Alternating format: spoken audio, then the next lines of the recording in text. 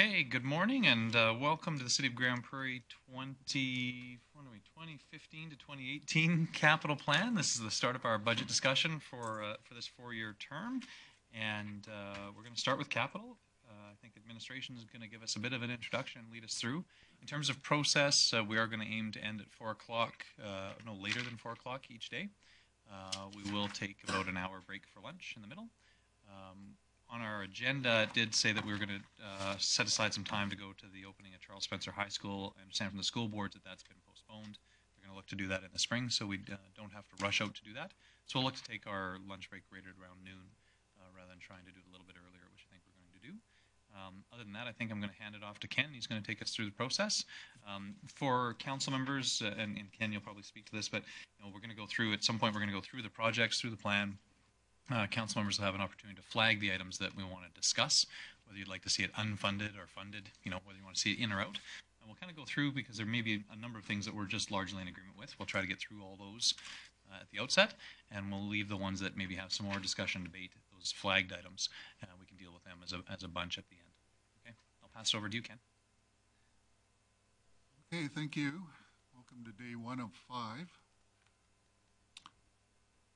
Today, as you mentioned, we're going to do the capital plan, and the agenda here is shown. So we're going to do a brief overview of the planning process.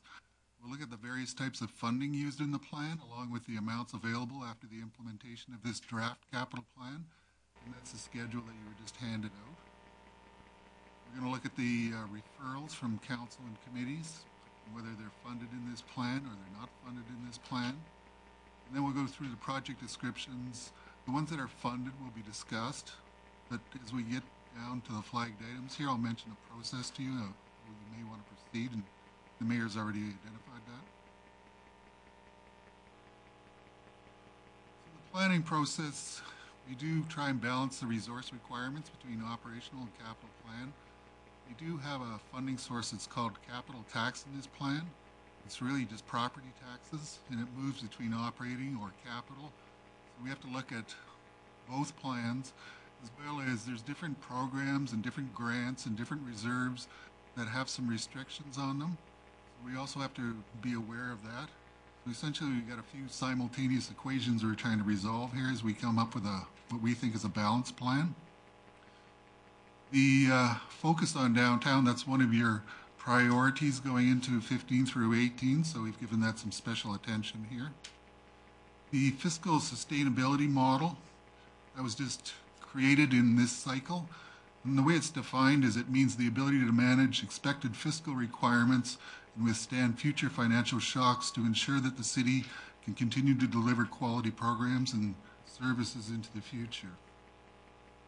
Part of that model includes a debt limitation, and the debt limitation is 80% of the maximum that we're allowed to borrow. And each reserve does have a policy as well assigned to it, which has some restrictions. For the most part, the policies are created by council, so they could be changed by council. There are some odd ones here I'll get to in a while.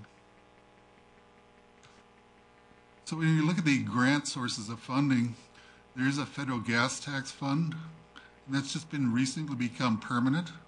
And it's a per capita basis. My understanding, it's about $3 million per year. Councillor Rice says it may be going up. We'll wait for that in the mail. The Municipal Sustainability Initiative has been around for a few years. The funding formula there for the most part is 48% per capita, 48% education property tax requisitions, and 4% based on kilometers of local roads. We get about $13.7 million per year for that program. The Alberta Community Partnership, the Metropolitan Funding, that's a new program that just started this year, and we qualify for it. It as well is a per capita program. It's meant to support activities that involve strategic approaches to new or enhanced municipal service delivery, related governance, planning and development. It also includes capital projects. It's not a significant amount of money. It's about $700,000 per year. There's a Green Trip funding, which stands for Green Transit Incentive Program. That's a competitive program and it relates to transit. And the application process ends at the end of November, I believe. And the manager of transit is putting in some proposals for bus replacements and remember the other ones, multiple hub scenario. So it's not a guarantee, it's a competitive process, as I mentioned. We'll have to see where we end up with it. The 911 grant is a new program. It's based on the levy that just came into effect on the cell phones, and it's really related to our dispatch and 911 center. It is a statutory appropriation, so it's a restricted fund for that purpose, and we have a number of projects in here that are using that funding source. The Building Canada Fund, it's a resurrection of the old one. They're not looking for call-outs for small community funds until early 2015, so we don't know for sure what the criteria will be, but it'll probably be similar to what it was. And that also is a competitive program, so there's no guarantees on that. On flexible funding sources, as I mentioned, the capital tax comes from the operating plan. It's property taxes. We can do as we please with it. Most of the reserves are defined by council, so you have the ability to change them if you wish. There are a few that have some restrictions, and I'll get to that in a minute. The long-term debt is flexible up to the Alberta Capital Finance Authority limit, but council has restricted it through their fiscal sustainability model to 80% of that limit. Now here's the graph of the long-term debt. The line at the top shows what the 80% debt limit looks like.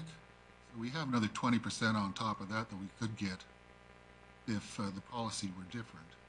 And on the bottom, what you see are the bar graph there. That indicates where we are and also includes the projects that are funded through debt in this draft capital plan. There's not a lot of borrowing over the next 4 years in this plan. There is for the bridge on 68th Avenue. There is some further borrowing for the leisure center, as well as the service center project for $5 million is also funded through debt. And just for your interest, here's the departmental debt for 2014 and where it resides. As you can see, most of it is in recreation for the large facility projects that we have. Fire, police, enforcement related to our CMP detachment, fire halls, transportation services, a smaller amount. You can also see the airport is included in there. The City of Grande Prairie owns the airport, and we borrow on behalf of the airport. It does affect our debt limit, but our debt limit is not an issue. And the airport actually provides us with funding so that we can pay off the debt. So there is no net cost to the city for that. When it comes to restricted funding sources, there's contributions. Contributions, for the most part, come from developers.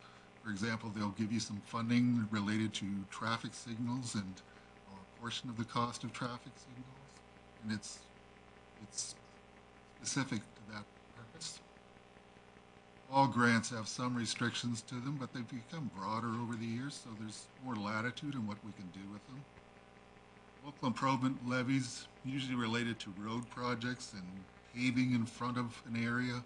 We don't use it extensively, but that's a shared cost between the people who reside in that area or own businesses in that area and the municipality.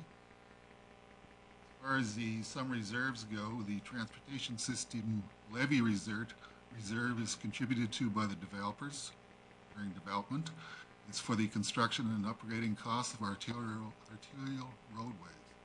So there is a restriction to it. There is one statutory reserve that we have. It's a public reserve, and that's when you receive cash in lieu of municipal reserve, which doesn't happen frequently. But what it needs to be used for is a public park, a public recreation area, school board purposes. That's the sort of thing it's required to be used for. Here's the list of available funding. I'll go over it.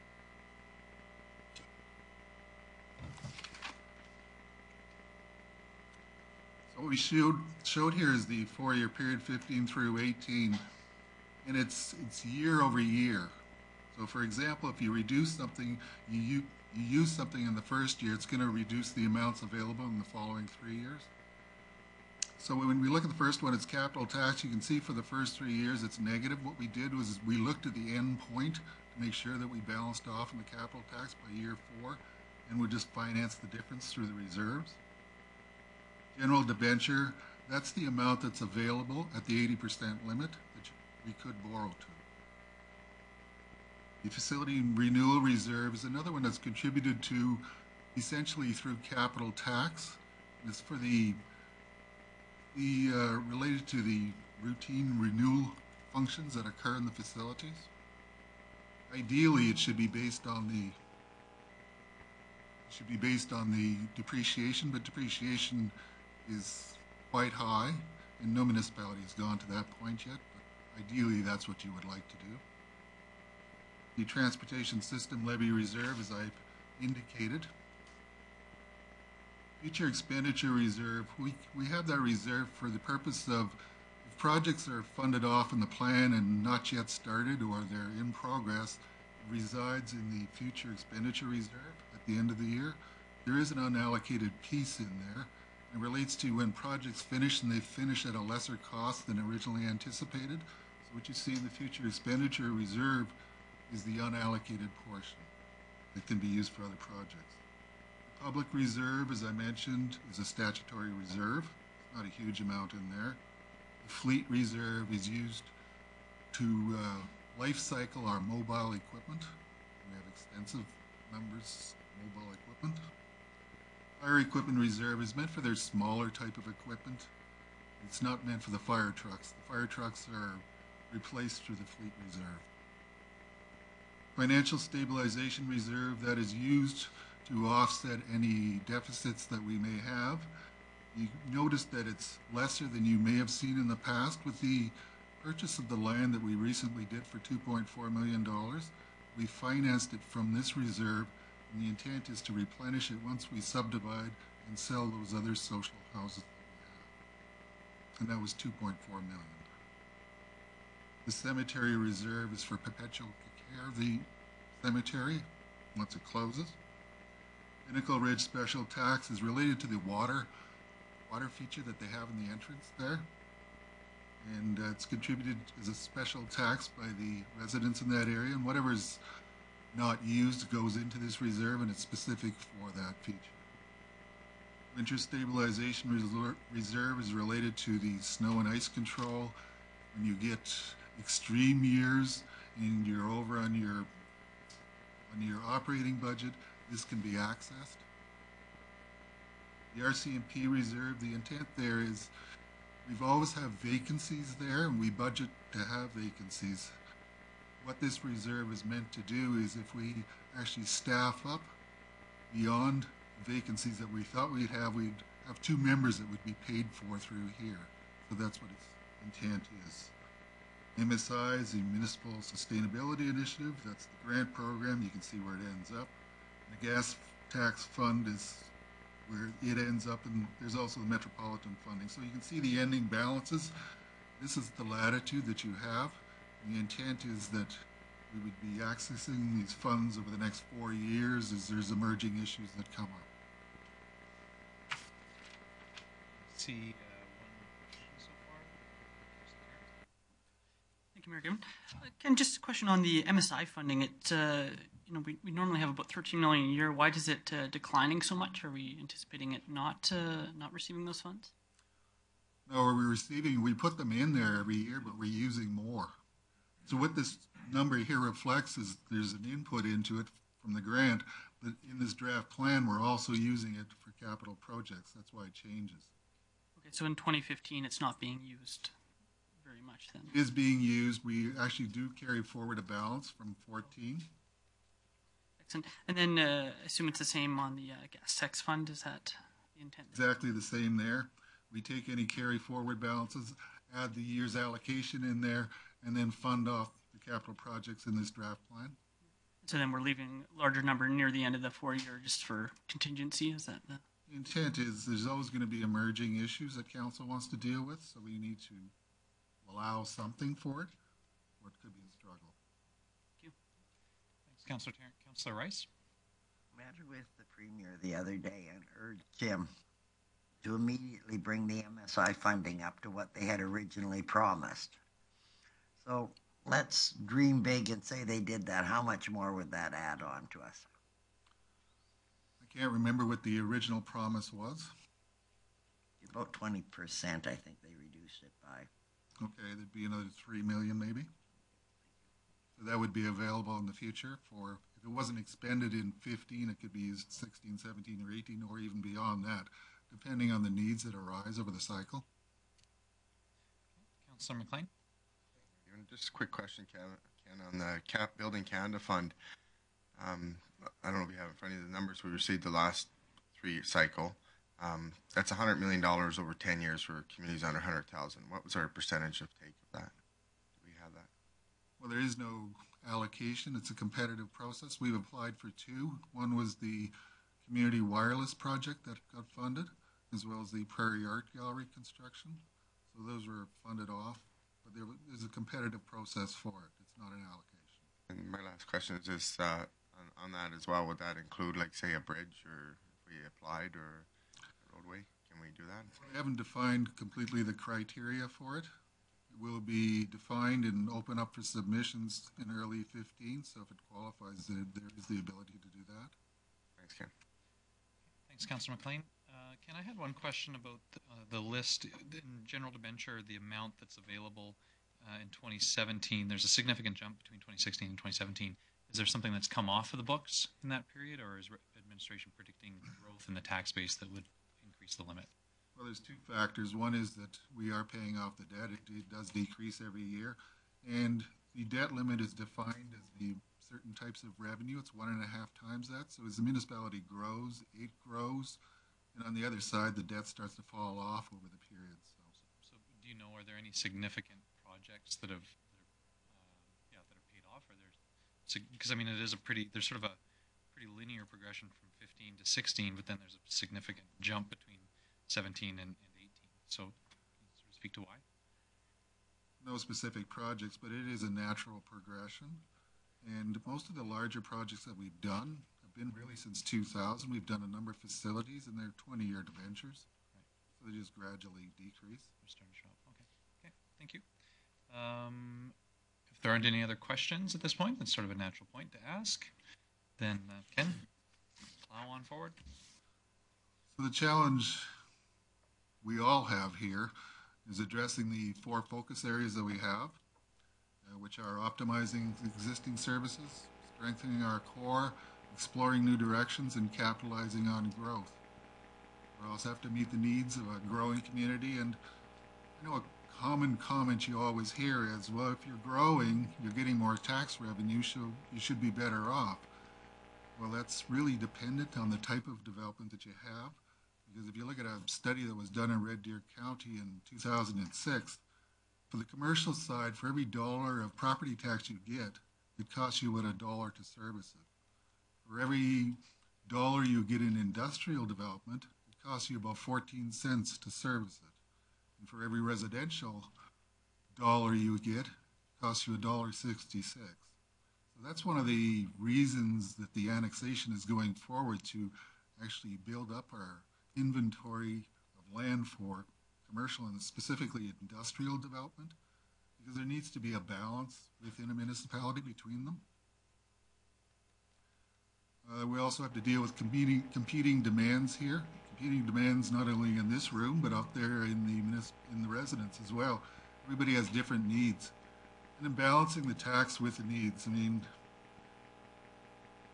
everybody has needs, but as the needs curve crosses the cost curve, there is a point where there will be trying to find a balance point, and that balance point, of course, varies with every individual.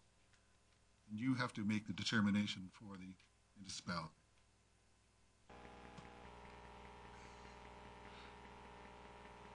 So here's the recommended process.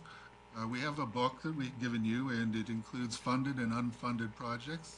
There may be an odd error in there, I understand. We'll find that as we go through it. But if a project is funded and we should consider unfunding it, you may want to flag it. If a project is unfunded and we should consider funding it, flag it. If a project is funded and can be deferred beyond the current cycle, you could flag that as well. And that way, we would get to the end point where you can look at the projects in their entirety as opposed to a one-off.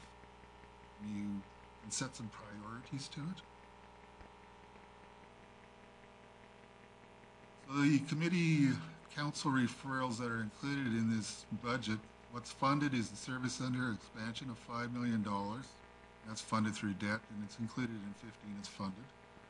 There's also these SCORES capital partnerships, and this relates to the schools that are being built and us participating as a partner in those buildings so we can build some facilities that can be used by the residents. So that's funded over 4 years. What's not funded in this budget are included here. The Jubilee Park Enhancement Plan does have $75,000 funded, and that's for irrigation. Those other items on the list there have not been funded at this point. Performing Arts Center feasibility study has not been funded. That's $75,000. There is a safety training trailer for $50,000. That hasn't been funded in here. Nor is the Wapiti Corridor Planning Society Trail expansion of $300,000. In addition, there were 2 electronic messaging centers for CKC of $500,000. That's not funded. And there were a number of items related to the Downtown Association. Even though there is a fairly large allocation to the downtown, these specific items haven't been identified in this plan and funded. As well as the Revolution Place phased-in expansion. That also has not been funded in this plan. So when staff create their capital projects, they do a weighting on them. And we base it on these criteria here. And these criteria is descending by the amount of weight that they assign to it. And that's how we make decisions on whether to include it in the plan or not. What you have in this plan is for the next 4 years. In 2015, there's $73 million total projects, $56 million funded. 2016, $75 million, $50.1 million funded. 2017, $77 million worth of projects, 34.0 funded. And 2018, 62.6 million projects and 31.4 million funded.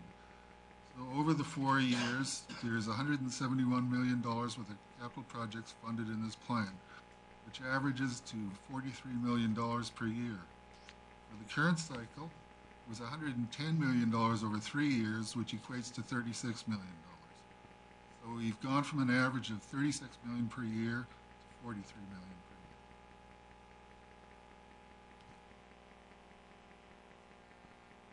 year. So we're going to get into the project descriptions and the funded, and I'm going to flip around with the directors as they come to present to you, but it would be a good point if you have any questions on anything presented so far. Okay, thanks, Ken. Any questions for administration? Councillor McLean?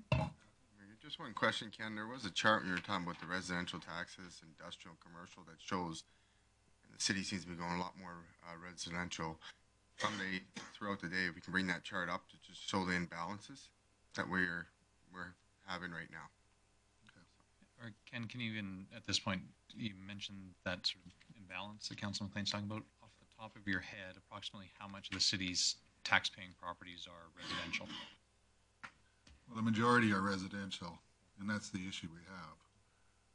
As far as an actual percent, I can find that out. But. Sure, maybe at some point later. Okay. Councillor Redburn? Thank you, McGibbon. Ken, so as we move forward, I'm hoping that we will move through the booklet as the directors speak to them, and not just what's on the spreadsheet, on our slides. So getting back to my comment earlier, there's a couple of things, at least I believe, that were on the slides that were not funded, or are not funded at present, that aren't in the booklet. And so I would ask directors to look at those that are not funded in the slides, that were referred by committee or whatever, and just make sure they are in the booklet. not necessarily saying that I would flag them to fund them, but I think they should be in this booklet because I think the booklet should be everything we're considering. And so I think there's some things that aren't in the booklet that were in the slides. So, but my other point, Mayor Given, is that I hope that we the directors don't just use the slides to take us through their area. I would hope that they would look at the booklet to take us through the area because we may have questions about other projects that aren't funded. Thanks, Does that make Councillor. sense? Yeah, no, I think absolutely. I'm sure other council members have probably marked up their long-term capital plan summary the same as I have, and with different priorities. And so I think as we go through the different areas, if the directors can be prepared, have that sitting beside them, so that when a council member does ask a question about something that doesn't appear in the slides, that everybody's literally on the same page. That would be, I think, really helpful. Thanks, Councillor Radburn. Councillor Rice. Can I go to the executive summary? And under the tab budget summaries, I see a projected tax increase. Is that both commercial or both capital and operating? Yeah, that reflects the tax increase of implementing both these plans. Okay. And secondly, refresh my memory. How many dollars equals 1% tax increase? Approximately $1 million equals 1%. Okay, thank you. And just thanks, Councillor Rice, for those questions. Ken, there was some discussion around community group funding that I think it's important that Council is aware of. There were a number of recommendations made around FCSS funding and some specific community organizations in terms of operational funding. While that's not going to be the focus of our discussions today, administration has made some decisions about what's reflected in our those numbers that Councillor Rice referenced. And so, Ken, do you want to speak to what administration's decided, and if the recommendations that were made by Council Committee of the Whole were carried forward, what the impact would be? Council should be aware of some of the choices that admin made in sort of setting this up for us today. Ken? Okay, over the 4 years, there has been one adjustment to your book for 2016. So what the tax increases are in this plan are 3.8% in 15, 4.4% in 16, 3.7% in 17, and 3.6% in 18. The community group funding has been held to 2014 levels. However, if we went to what committees have referred to the budget process, that would add an additional $1 million to it. So for your year 15, it would become 4.8 from 3.8%. So, Ken, is that is it 1% additional on each of those years, or is it? Well, it's 1% on the first year, and if there's additions by every year, it's just the incremental amount because it's already built into the base. Okay, so roughly speaking, if 2015 was the way administration has prepared this package, community group funding, including FCSS groups, where council went through the big spreadsheet and made a bunch of decisions and recommendations. In the plan that was presented at that 3.8% number, those recommendations aren't reflected. If council wanted to say, yes, we did all that work, and so we want those recommendations reflected, it'd be, instead of 3.8%, it'd be 4.8% in 2015. Is that correct? That's correct. And if the amount remained at $1 million, it wouldn't affect the other 3 years because it's already built in. Okay. So that's helpful. So that may be something. I'm not sure how council wants to deal with that. At minimum, we should sort of keep it in our minds. I think we can deal with it when we get to operational, and maybe even at the end of capital, so that administration could start off next week and council can give some direction to either just include that and have that as our starting point, or we start from administration's base of 2014 funding continuing forward for all those groups. But I think we should have a discussion about that so admin can inform the community groups because they may choose whether or not they want to come forward and present to council. I mean, obviously, if we keep everybody at 2014 funding, we'll probably have a significant increase in the number of presentations that are made to council.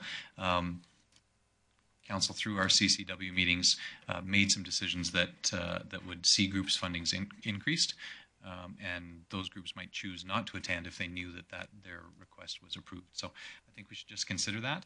I don't think we have to decide to do it today, but I think by the end of capital we should, so that administration can let those community groups know whether they need to attend or not. Oh. Councilor Rice?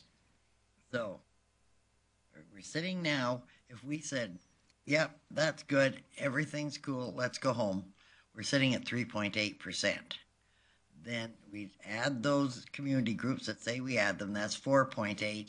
Then anything we add that is shown in this budget as unfunded is on top of the 4.8. I'm looking to Mr. Anderson. Well, it all depends on how much it costs. There is some capacity in the schedule that I handed out to you. For example, there's MSI money, there's gas tax fund money. It's really dependent on the type of project and the amount of it. Thank you. Okay. Okay, so are we ready to kind of go from there, council? Okay. Okay, so Mr. Anderson, call your first witness. Call Jane to the stand. Okay, and so we're going to start in community growth. Is that right? Okay, and so for council members, I guess we'll admin does have the slides, which provide additional details on specific projects, but we'll also go through our booklet, and if there's something that you wanted to flag, even if it isn't getting mentioned in administration's presentation, we have the opportunity to do that. Jane.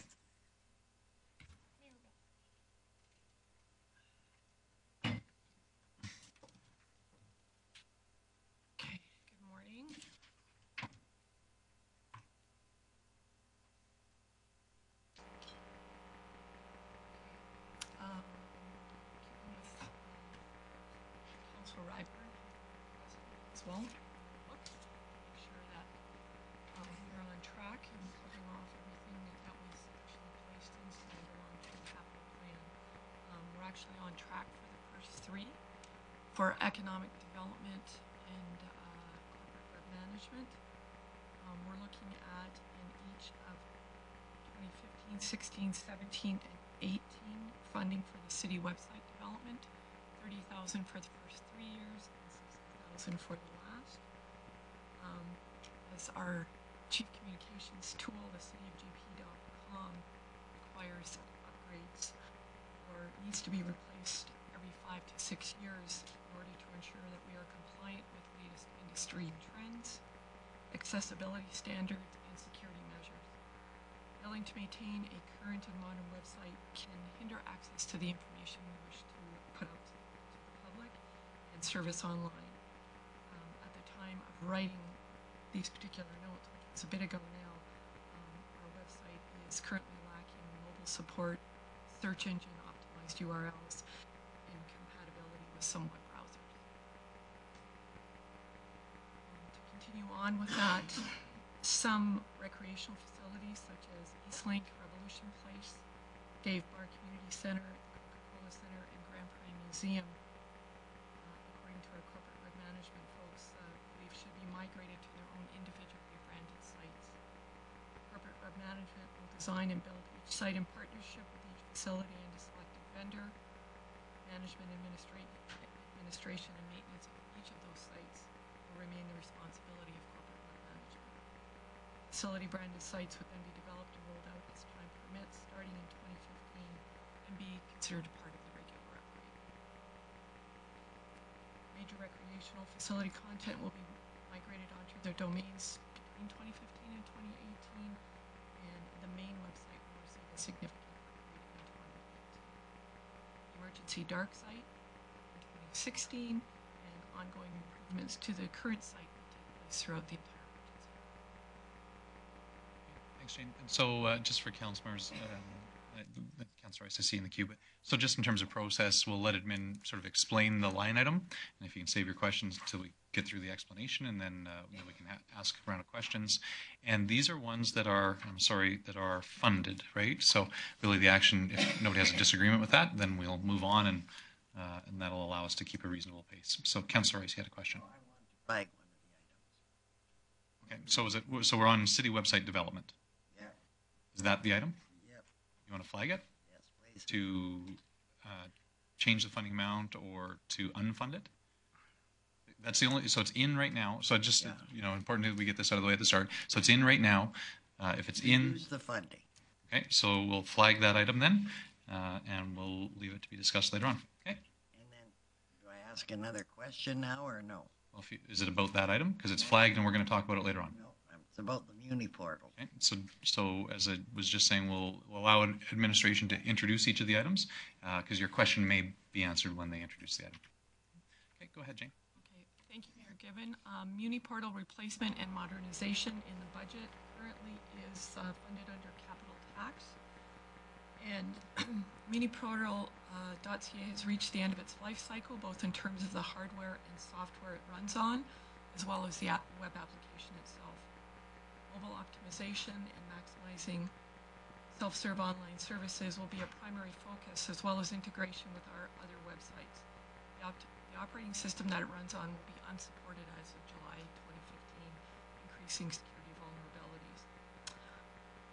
The intent is to rethink, rebrand, and replace MuniPortal.ca with a modern, mobile-optimized site for online services between 2015 and 2016, ongoing improvements and service additions throughout the entire budget cycle, and approximately $250,000 will be carried over from the existing capital project for the Muni portal to add to $150,000 in additional funds requested. I don't see anybody ring in. Jane, we'll carry on. Okay, thank you, Mayor Gibbon. Online service request system replacement is currently in this budget under capital tax. C-Click Fix requires some work and does not provide our admin staff with full control over issues submitted by the public. A replacement system will allow more administrative control and options for integration with other systems. The online service request system is one of the key components that support the new Citizen Contact Center, enabling staff to route online requests to departments and communicate follow-up information back to the public effectively and transparently. Integration with existing and future work order systems is desired. Replacement of the current C-Click Fix system to better meet the needs of the city and support the Citizen Contact Center. The goal in 2015 is to commit to a long-term contract that costs no more than approximately $31,000 annually over the 4-year term. And Jane, just as you're presenting, I've had a little feedback that may be difficult to hear. We're a live operation, so we're getting live feedback. So just make sure that you're speaking loudly enough that our viewers, who are all excitedly watching with bated breath out there, can hear what you're presenting. Not having trouble. Okay, there you go. Okay, thanks. So I don't see anybody in the queue on online service request system. Keep going forward, Jane. Okay, thank you, Mayor Gibbon. The next project that we have in the community growth area is, I think I missed one. Yes, pardon me. The GIS digital ortho photo. This is a currently funded in 2018 through future expenditure reserves and also local government agencies, both $75,000 each for a total of $150,000. This is a joint partnership with the county, and 2018 will be the 5th year of that partnership, or the 5th partnership, pardon me. Savings are at least 50% in comparison to doing this all on our own.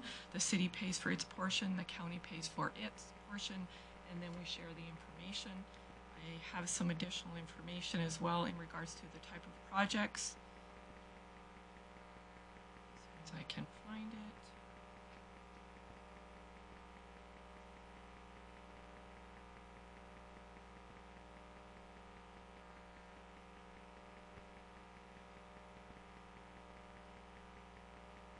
Yeah, I hear Council Rice there. I don't see anybody ringing in. I think Council recognizes what the ortho photo's for, and nobody's ringing in to question it, so we'll move forward, Jane. All right, then we can move on to the next one, and that would be in the book.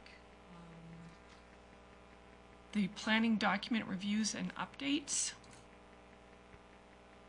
which is currently funded under capital tax, $75,000 in each of the 4 years of the budget cycle.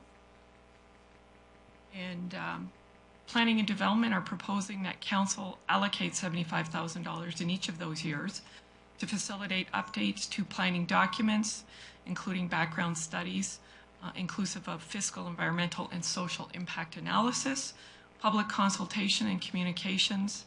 The proposed planning and development work program including the following: ongoing amendments to the land use bylaw text and maps, updates to the municipal development plan associated with the mandated 5-year comprehensive plan review, and policy implementation action items including industrial use standards, residential, commercial, and mixed use infill, urban design standards, and community engagement program. Updates to the intermunicipal development plan associated with the mandated 5-year review and possible outcomes of annexation application, and new area redevelopment plans, and updates to existing ARPs, special studies to support policy development. See Councillor Logan.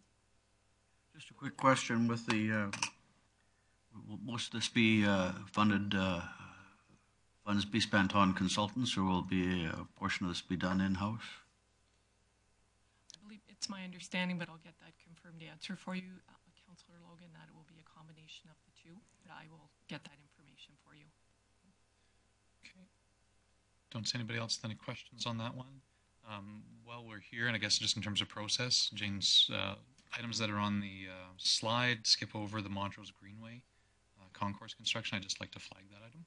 That's currently, I'm flagging. And if I will, or if I may, not if I will, it's my understanding that that project has been fired over to a community living as well. Okay.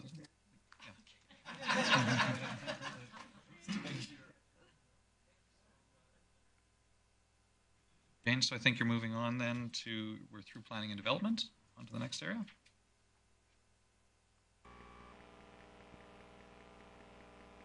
Okay, the next item is for Revolution Place, the purchase of a boom lift. The facility has been without one since it opened, and we've spent an awful lot of money on renting those pieces of equipment throughout the year. In fact, this year alone is associated with the truss upgrade project that we had. We spent over $15,000 in costs. So we did a little bit of research and found out that even getting a used one at this price would serve us well for at least 10 years. We could also not only use it for in-house projects, we could also assist our clients who quite frequently use lifts as well. And that has been funded according to this document by capital tax. Councillor Rice. So does that mean when we get to your operating budget, we'll see a $15,000 reduction? Well, of course. Okay. Okay. Go ahead, Jane. Okay. The next item in the book is video scoreboard for 2016, funded by non-government sources and also unfunded by, the total project is $700,000. This is something that our Grande Prairie Storm are very interested in obtaining. It is certainly something that is becoming more common to WHL facilities, but also AJHL facilities, and they are acquiring this level of scoreboard.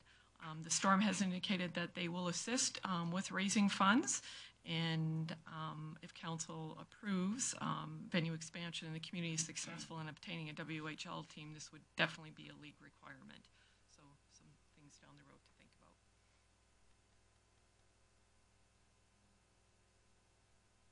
Okay. I see Councillor Radburn. Thanks for giving, Jane, in practical terms, what would it do? What does a video scoreboard do?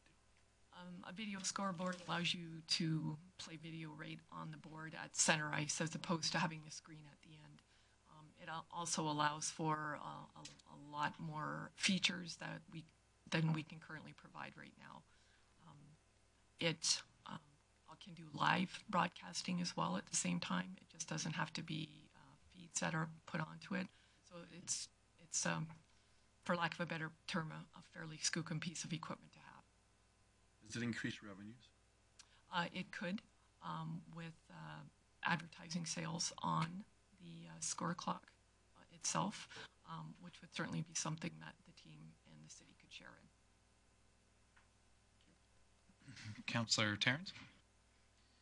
Mayor Given, just a question on could you explain what the non-government sources refers to?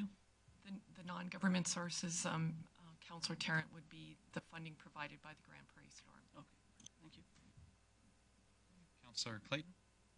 I'd like to flag this item. Okay, so it is flagged. Councillor Rice, do you still have a question? Quick question, because I know nothing about hockey, but the Storm at one point were selling ads on something at the arena. Councillor Rice, they sell lots of ads at the facility. Anything from step advertising to rink board advertising to banners. This was video something. No, they have their video screen at the west end of the arena, but it's primarily used for information purposes and putting up team names, players who are. But at one point they explored selling advertising on it. I know at least 1 year, so this would replace that. It would be in addition to, yeah. They do have signage on the existing score clocks, static signage on the score clock. The item's flagged, so we'll discuss it with all the flagged items. So carry forward, Jane. Okay, thank you, Mayor Given. The next item is the Revolution Place phased expansion, and laid out the number of or the dollars that would be required in order to see that project come through fruition, inclusive of federal government funding, non-government sources, which would be a portion of our capital improvement fee, the unfunded piece, and you can see that go through local debenture as well as we get into phase 2. So I had presented to committee a report at our last community growth meeting in regards to some of the funding options or plan. That was a request from council to see what some of the possibilities would be to help fund the project if council so wishes. Jane, can you speak to there's 2 different phases, and can you speak to which areas of the facility each of the phases covers? Yes, Mayor Given. The first phase would be west development of the arena, which would include a significant loading dock area. It would allow for 2 trucks to unload in a covered area. We would also be able to park buses inside the facility, which would be a great assistance to the folks on tour. We would be able to get a few more seats out of the west end, which would be of use for hockey, not necessarily for a concert type situation. It would also include east development on the Bose side of the venue, and that would see the east wall being removed. We would go right over the concourse. It would add, would just about double our square footage, and would see a significant amount of internal development to the building, so we could make appropriate breakout space, so we could divide the building properly and allow for multiple bookings at one time, instead of having a building that might be too small for others and too big for some. This phase 2 of the venue would see expansion, would see that flipped around totally. We would have west end development of the Bose Family Gardens, which would see a new and much larger overhead door, so we could have folks move in more appropriately. I use RVs as an example, and would see some development to the kitchen area as well, and it makes some fairly significant improvements on that side. And then we would swing around to the east end of the Revolution Arena, which would see the greatest addition of the seats, would include the development of corporate suites and also a couple more elevators so we could service those suites properly, in the potential for a lounge space behind the suites between the gardens and the arena. It would also see movement of administrative offices closer to the east end of the building, so we wouldn't have to have the entire facility open if there wasn't an event going on, which would make it more cost effective as well. Thanks, Jane. I see a few folks in the queue. Councillor O'Toole. Yes, thank you very much, Mayor Given. I'd like to flag both the first expansion and expansion 2 till the end of day 2 tomorrow, just because it's a very large item and we've got lots to look at. But if I could do that, please. Okay, so both sections are flagged. There were others in the queue. Did you have questions? I mean, both sections are flagged, so we'll discuss and debate them. Okay, Councillor Thiessen. Thank you, Mayor Bell. Jane, I was just, I have a question about the federal government grant. Is that set in place, and is it specific to the Revolution Place expansion? Thank you, Councillor Thiessen. The federal government grant, we would be hoping it would be from the Build Canada Fund, but again, as noted before by Ken, it's a competitive process for us to enter into, so that's what we would be hoping for. Okay, thank you. Okay, thanks. So those items are flagged, so they will get more review later on. Jane, were there any other items in the community growth area?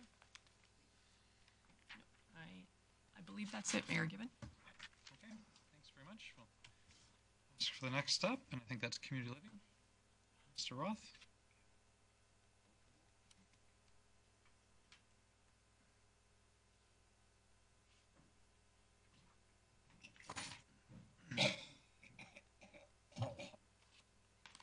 Just while Gary's getting set to council, maybe we'll, at about 10:30, we'll take a 10-minute break, so everybody has a chance to get up, stretch a little bit, and get a drink or go to the washroom or something. But so 10:30 is when we'll start to aim to take a break if we find an appropriate spot in the presentations.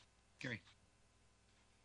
Thank you, Your Worship. The first area in the community living is aquatics and wellness. And I just want to preface, there's a long list of projects here for a lot of these facilities. A lot of these projects were identified by administration as either areas that can enhance service or deal with the potential future life cycle replacement of various components.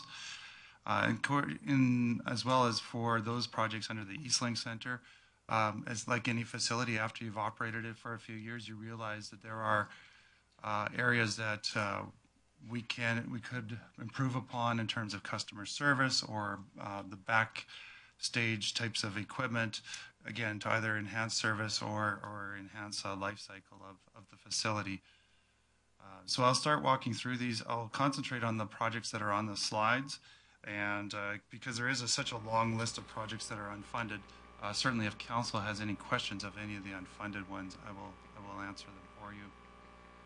First project is a 54-meter pool enhancement. Essentially, this project involves changing the markers on the bottom of the 54-meter pool to allow for different configurations for swimming. And the challenge to this is it becomes very apparent during swim meets that how the lanes get set up could be done differently and better to enhance swim meets. Right now, the pool for a 25-meter race, competition where 25 meters is used, has to be done widthwise. And that's not the best for our spectators as well as for our timing equipment. It does allow for a lot more lanes, but the option to be able to run 2 sets of 25-meter lanes lengthwise, so you'd have 25 meters from the edge of the pool to a bulkhead in the middle, and then from bulkhead in the middle to the other end, to allow 2 25-meter races going simultaneously at either end, adds to spectator enjoyment, as well as it works better with our timing equipment.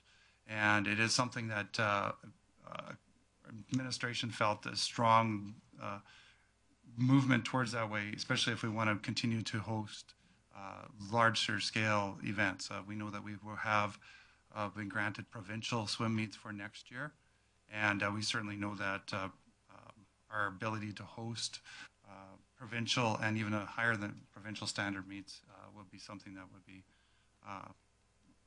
coming forward in years to come.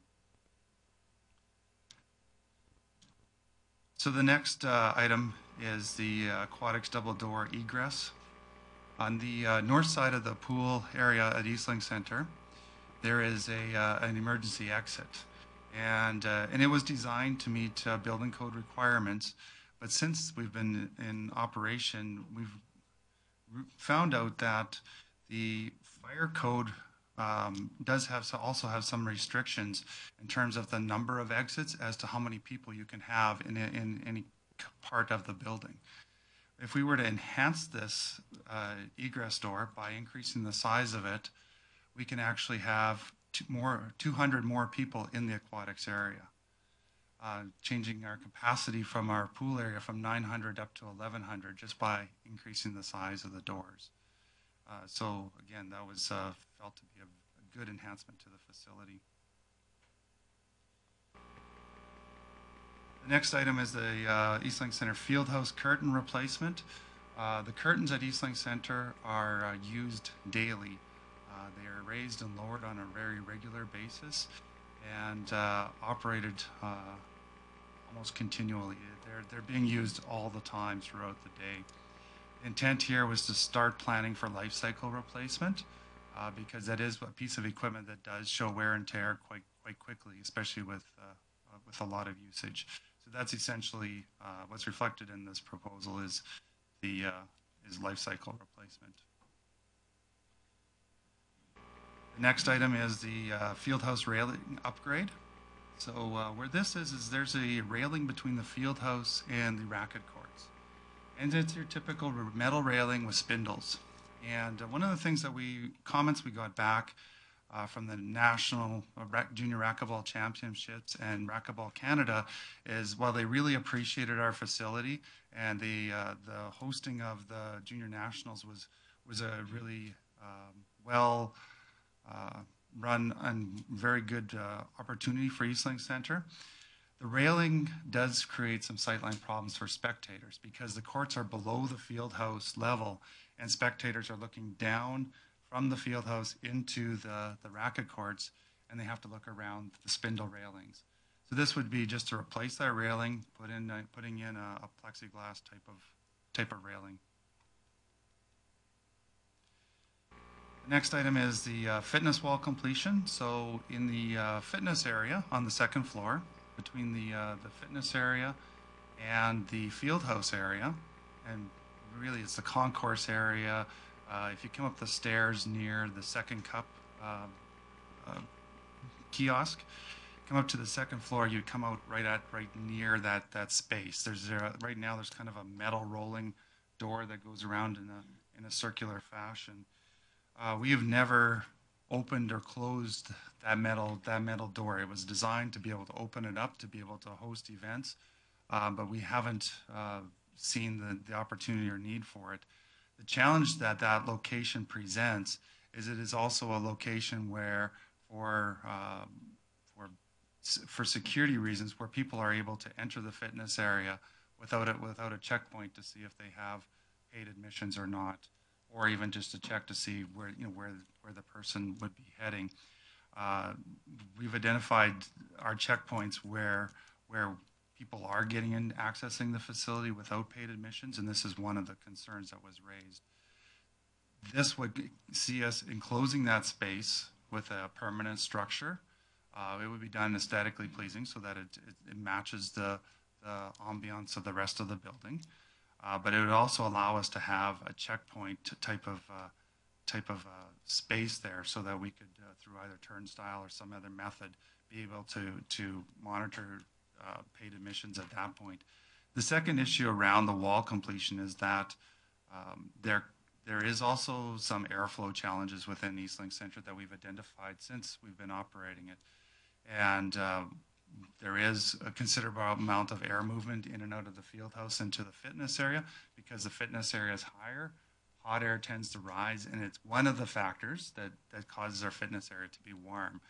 Warm areas are good, except when you're trying to work out, and that's one of the feedback that we've heard from our patrons.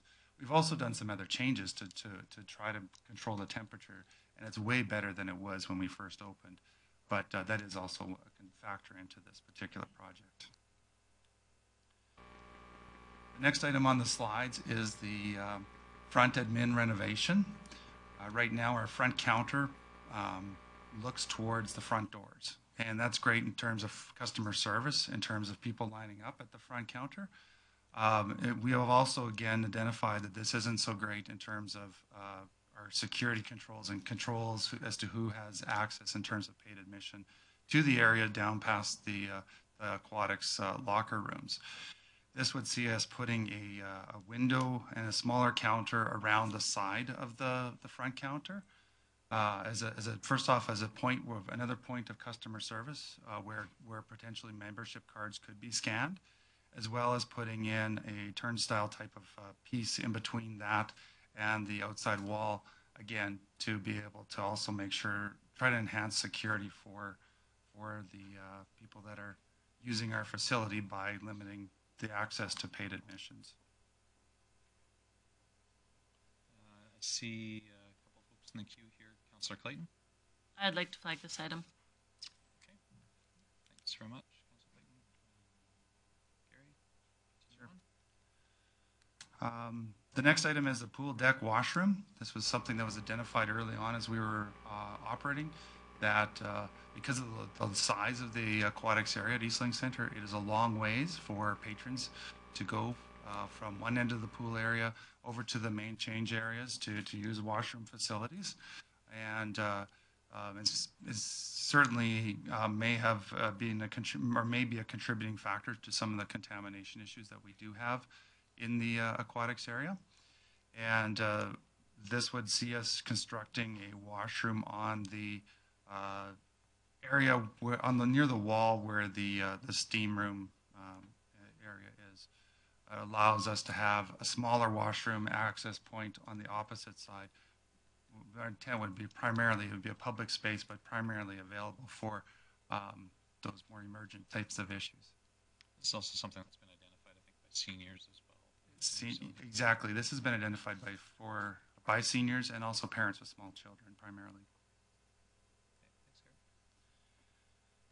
The next item is the pool operations control room. In the basement of the Eastlink Center is a very large room. It actually goes underneath and around the 54-meter pool, and then underneath all the other pools. And there is a lot of equipment down there, everything from wave generators to pumps and decontamination equipment or disinfectant equipment. And all our operating systems at Eastlink Center for pool operations, in terms of how pumps and valves get turned off and on, are all operated electronically through a workstation. Those workstations right now are sitting in an open space. So the operators of that equipment can monitor the equipment, but there are times where those operators also need to physically go and handle some of the equipment too, or check on the valves and so on. Right now, because of all the equipment that's down there, it is a very noisy environment.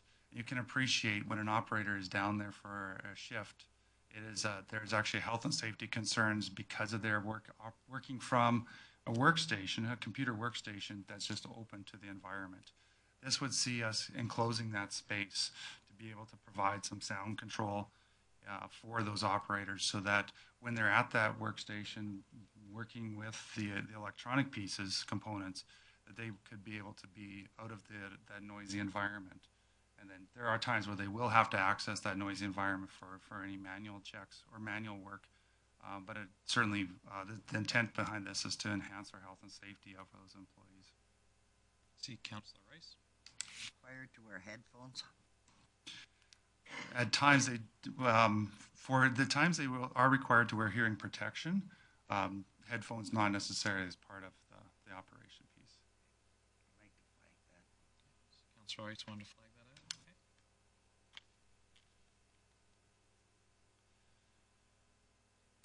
Okay. The next item deals with our primary disinfectant system.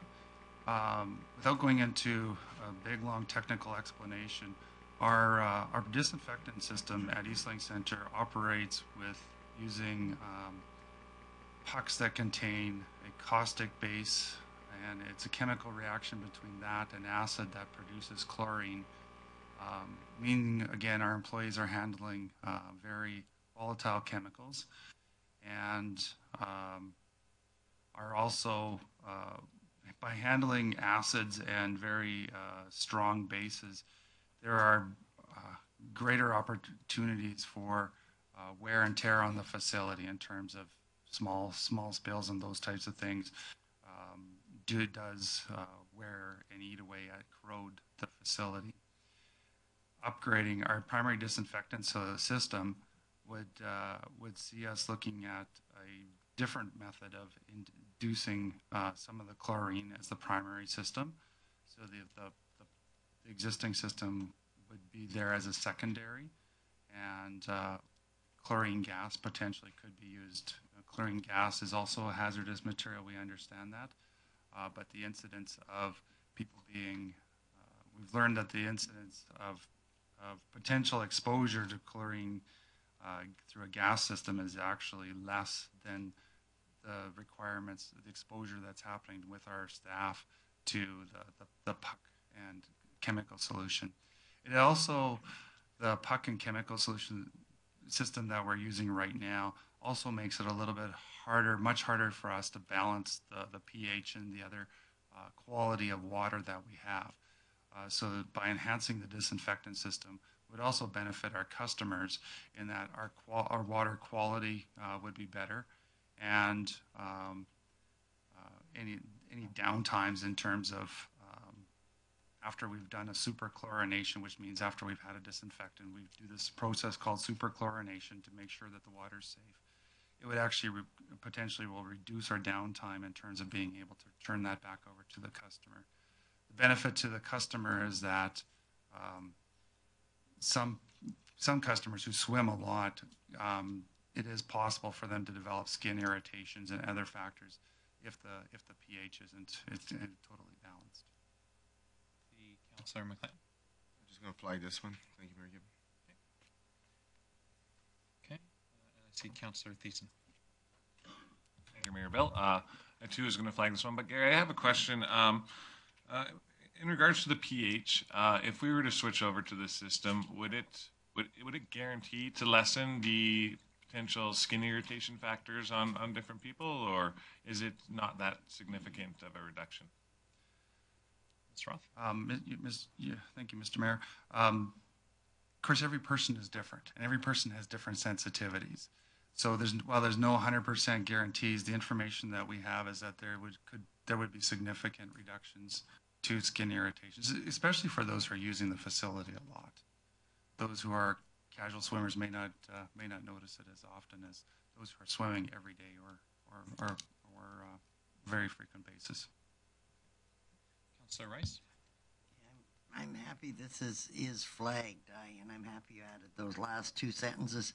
Perhaps when we come to discuss it over the flagged items, you could maybe balance your information instead of focusing on why we should do this because it's so good for our staff, balance it with the advantages to our customers, users as well.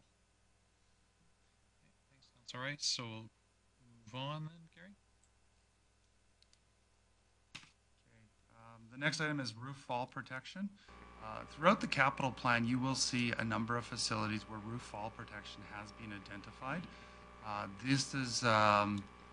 These are points where workers would tie off essentially to meet OH&S codes when they're doing any work near the edges of the roofs of any of our buildings.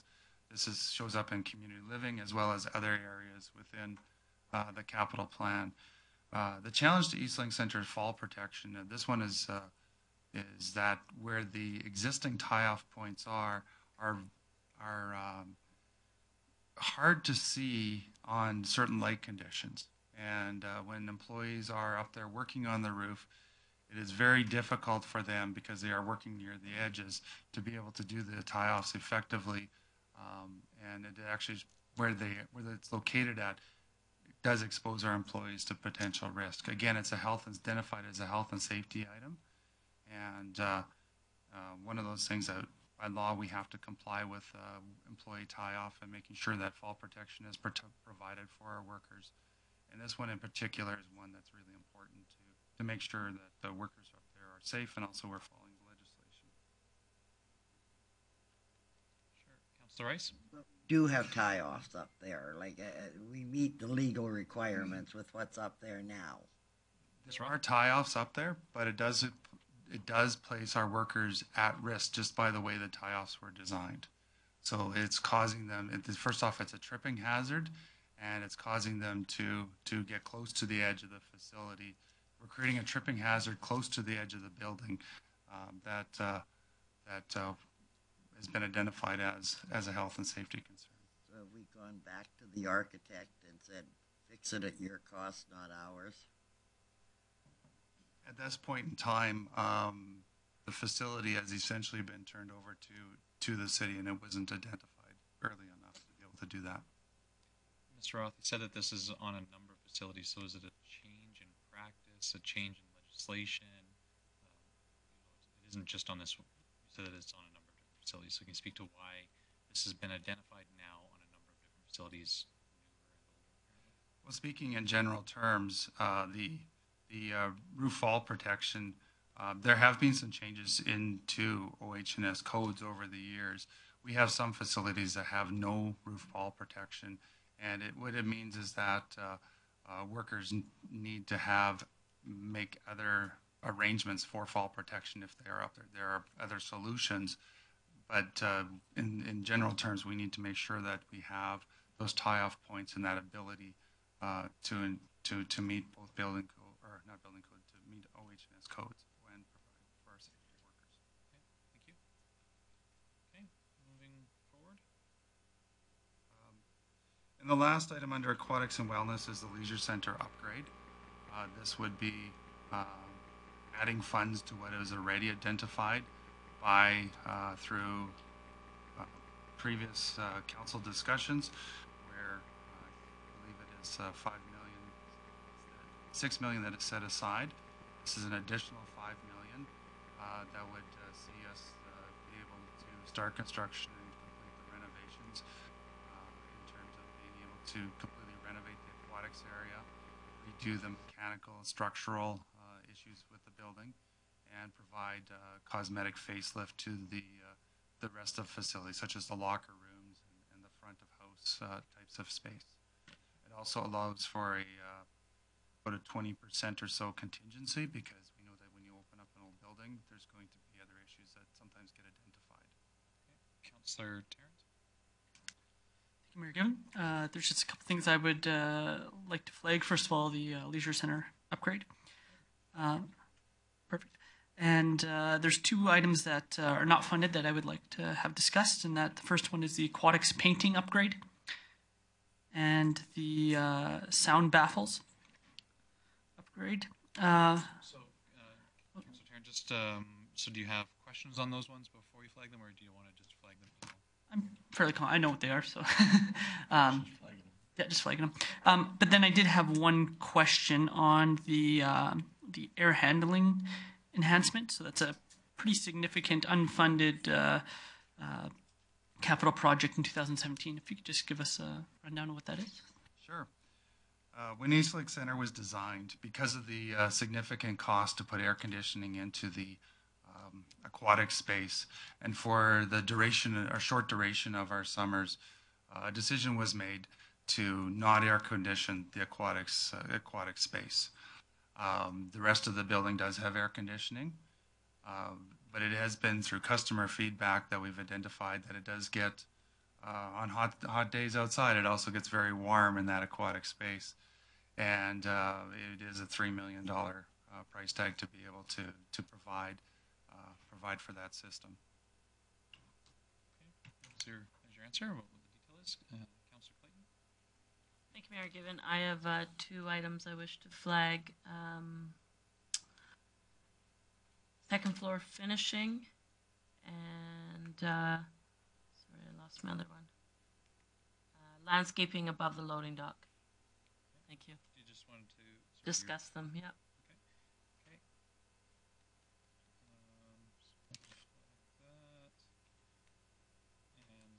landscaping.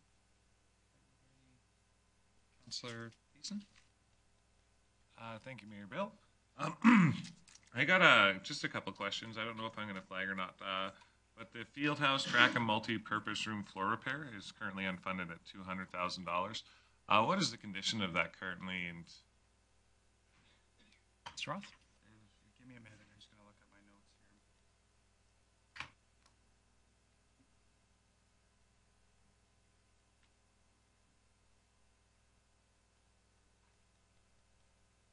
Of course, it helps that I spelled it right.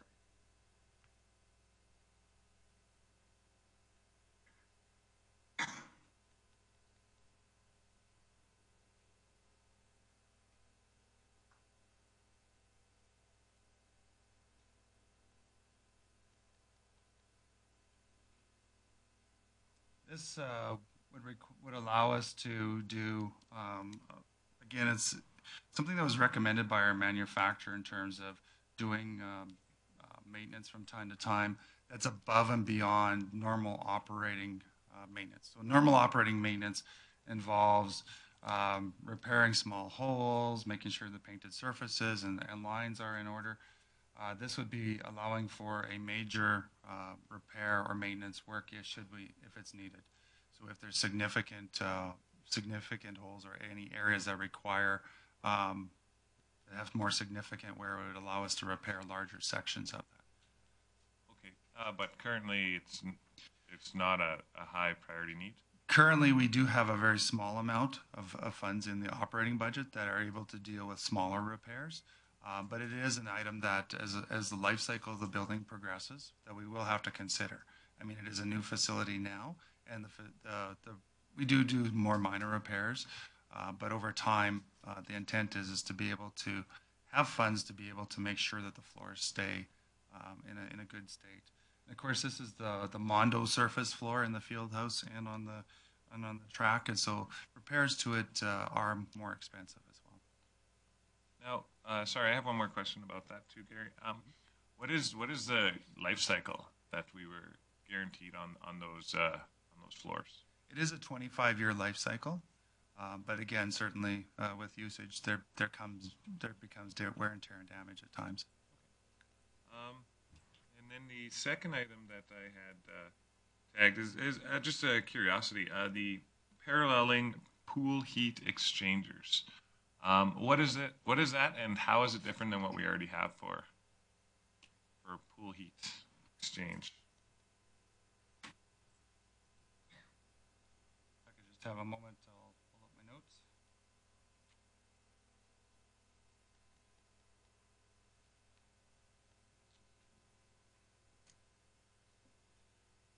So in essence, this increases our redundancy in terms of heat exchangers for the pool. But it also does another thing. By operating a double set of heat exchangers, it lowers the amount of work essentially that the boilers have to do, the heat exchangers have to do to heat the water. So you have two exchangers running at half output heat versus one running at 100%. So again, it allows us to have more redundancy. So if one goes down, you can still have hot warm water in your pool. But it also allows us to run them at a lower capacity, enhancing the life cycle of those heat exchangers. Does it do anything for the efficiency of the boilers at all? I don't have any information specific around the efficiency. Okay, thank you. Councillor Just a question on the double door egress. So you mentioned that it would increase the capacity from 900 to 1100. Are there a significant number of times where we reach that 900 person capacity? We have had at times where we have hit full capacity. The number of times that we've been at full capacity is, I don't have an exact number of days where we have hit that. We do know that, especially during special events and swim meets, we do run close to that capacity at times. Thank you. Mr. Roth, can you speak to the child mind improvements? It's an unfunded item for 2016.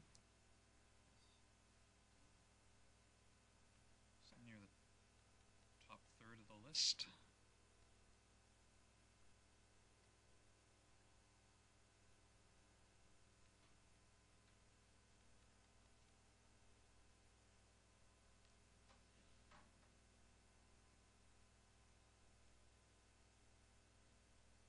So essentially, this would see a small renovation in the childmind area.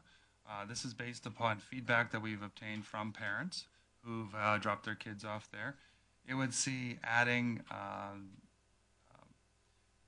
some sinks and sanitation space, but that allows for us to do different programming with the kids, where it might be more messier type of programming with the kids, so that the kids would have opportunities to clean up afterwards.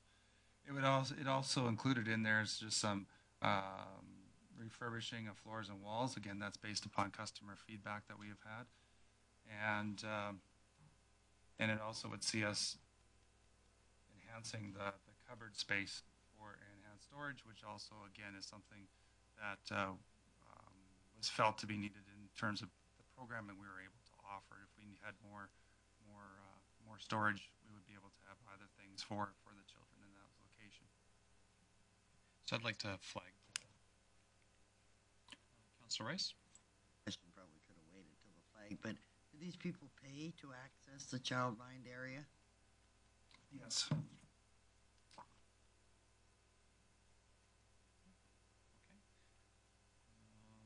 so were there any other questions on, I guess we're sort of through aquatics and wellness, and maybe now is sort of that appropriate break point before we get into the into parks in Bear Creek Park. So we'll take a let's keep it to just over 10 minutes. We'll be back at 10:35. Okay, so we'll be back in our seats at 10:35. It's a little bit more than 10 minutes for those keeping track, and so we'll adjourn now until then.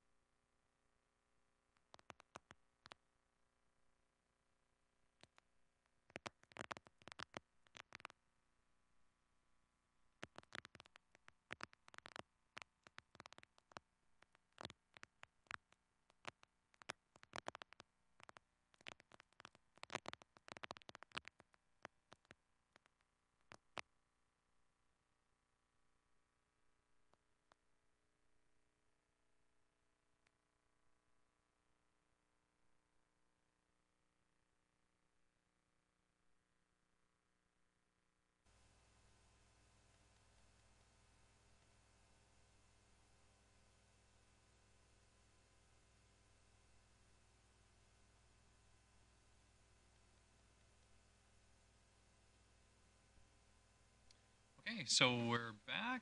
Mr. Roth, I think you were just going to lead us into the items in community living and the Bear Creek, the start of the Bear Creek South items. Administration was looking at the Bear Creek South. We put together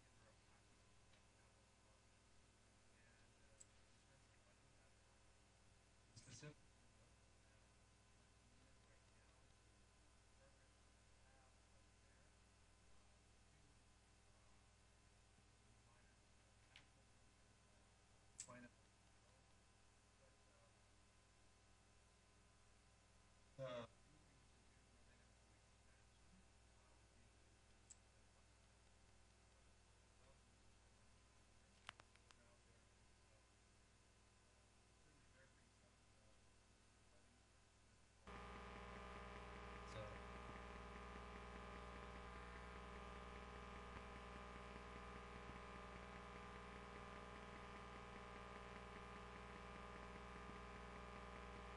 the first item.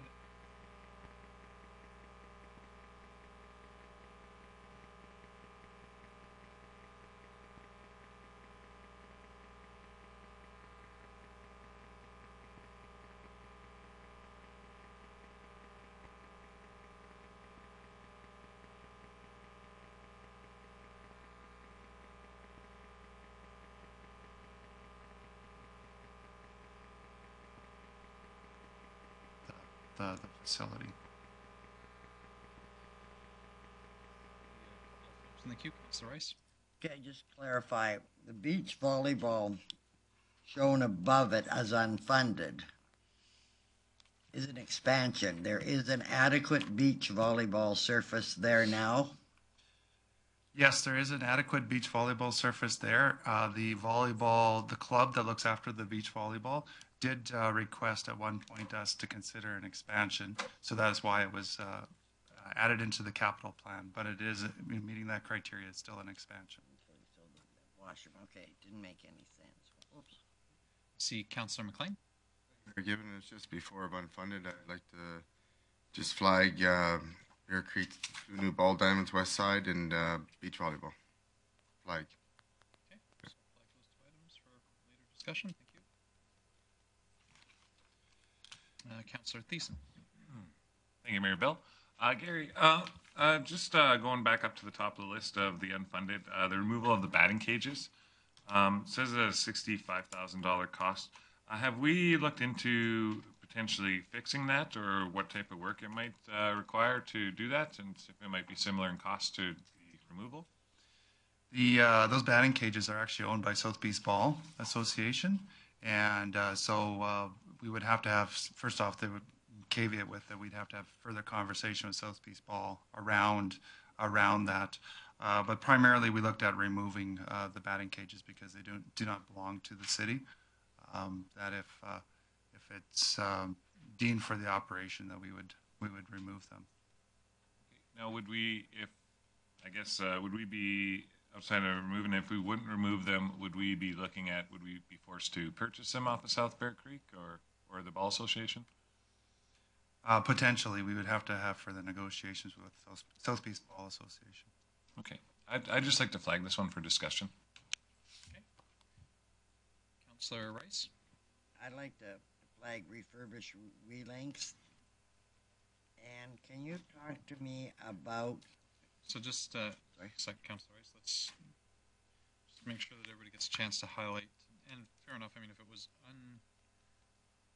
so the refurbishment of WeLinks was unfunded, so it wouldn't have shown up on Mr. Roth's presentation. So just want to make sure we have that highlighted.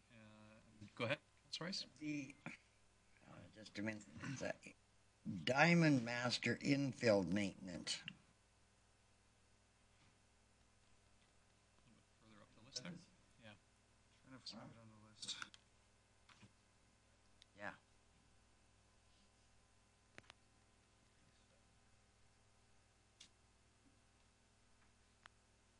Sure. So, Councillor Rice, just while Gary's finding that, you're referencing the one that's in our books as unfunded at $120,000. Yeah. Sure. So, Gary, can you tell us what a Diamond Master is? So that is to, it's a piece of equipment and also supplies and materials needed for redoing the infield shale of all the diamonds that are at the location. It's basically a refurbishment of the shale, as well as a piece of equipment that's allowed to us to maintain it at a higher level. Go ahead, Councillor Radburn. Thanks, Mayor Given. So how is that different, Gary, than the 100,000, the diamond renewal funding? So the diamond renewal funding is allowing us to have some funds available to do refurbishment and repairs on an ongoing basis to the rest of the diamond. This Diamond Master infield maintenance specifically refers to the shale portion of the diamonds. And of course, the shale portion is where a lot of running and playing action happens. But the diamond renewal allows us to have funds to deal with other things that are related to the diamonds. We know that there is at times significant heaves in the land, in the soil out at South Bear Creek. And at times there is requirement for us to skin parts of the diamonds or even a whole diamond to be able to maintain it at a flat level space. Thank you. Mr. Roth, on the Diamond Master, is this a piece of equipment that the Southeast Ball Association currently has, or has it been used on those diamonds in the past? And if so, is it something that potentially the city could purchase from them? It is my understanding that no, this is something that's an additional piece of equipment, and also, like I said, it includes landscaping material as well. So I'd like to flag that item. The Diamond Master.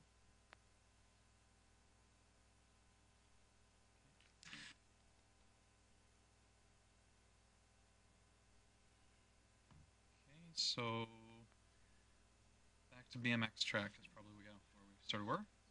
So yes, a number of years ago, a BMX track was constructed near South Bear Creek. It was following the recommendations of the consultant that designed it. It was finished off with a sand surface, and this would see us basically refurbishing that, so it would be more usable by the average person, and it would mean taking away the sand surface, leveling out, changing some of the profiles, as well as landscaping around the outside of the track. The next item in the presentation is mowers. This is the purchase of some mowing equipment that would be, in addition to our current parks fleet, would be required to be able to maintain, do our ongoing mowing and maintenance at South Bear Creek. Yes, we would have a shed. Sorry, Council, so people are watching, so if you want to ask a question, please ring in so I can turn on the microphone and then make sure the question everybody hear it. Go ahead, Councilor Logan. This is an addition to the existing fleet. It increases our capacity. That's correct. With taking over maintenance at South Bear Creek Park, we would require increased capacity. Councilor Thiessen. Thank you, Mayor Bill. Gary, in regards to the mowers, would these all be like brand new purchases from the city, or have we looked into potentially purchasing the mowers off of Southeast Ball Association as well? Preliminary work that we've looked at it is that newer mowers would have higher capacity. We're allowing us to cover more space than the mower that Southeast Ball currently has, as well as if you look at life cycle, if we purchase a secondhand mower, the time that it's able to be used by us is greatly reduced. Okay, go ahead, Gary. So the Nina Diamonds and Wheelings Campground is basically a refurbishment of the campgrounds. There's actually two components to the campgrounds. There's a campground component that's located near the driving range and the Wheelings Golf Course. There's also some camp stalls over by the Nina Diamonds, or over by the Ball Diamonds on the west side. It's called the Nina Diamonds. And the intent there is to do an overall general cleanup, refurbishment, includes making sure that power and water where it's at those locations is working properly, because there has been some disrepair at the campground.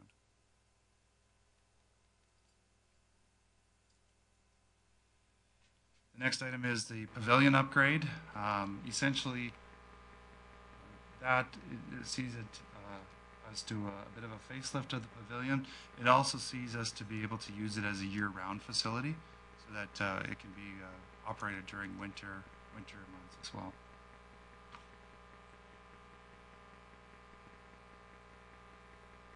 And the next item is rehab for dugouts on the east side.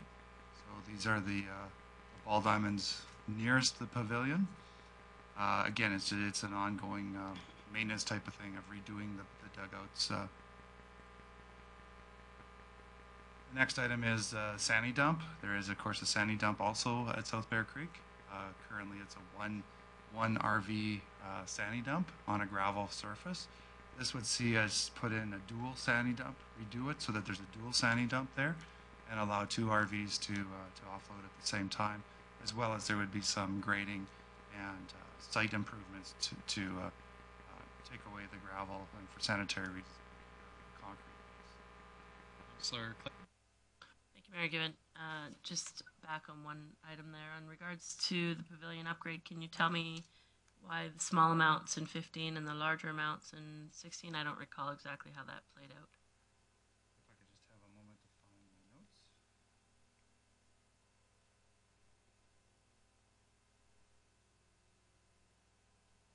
The small amount would be for engineering fees the first year round to do the any design work.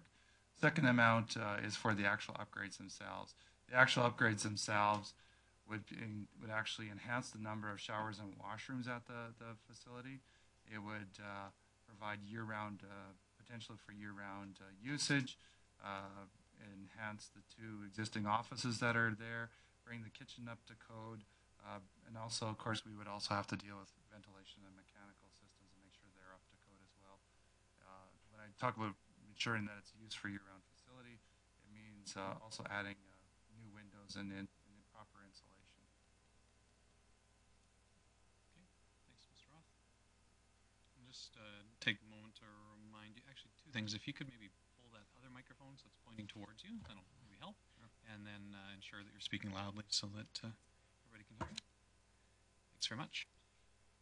And I think the last item was on the proposal was the steel building west side upgrades. There's a small steel building that is used for storage up there that does need some repair.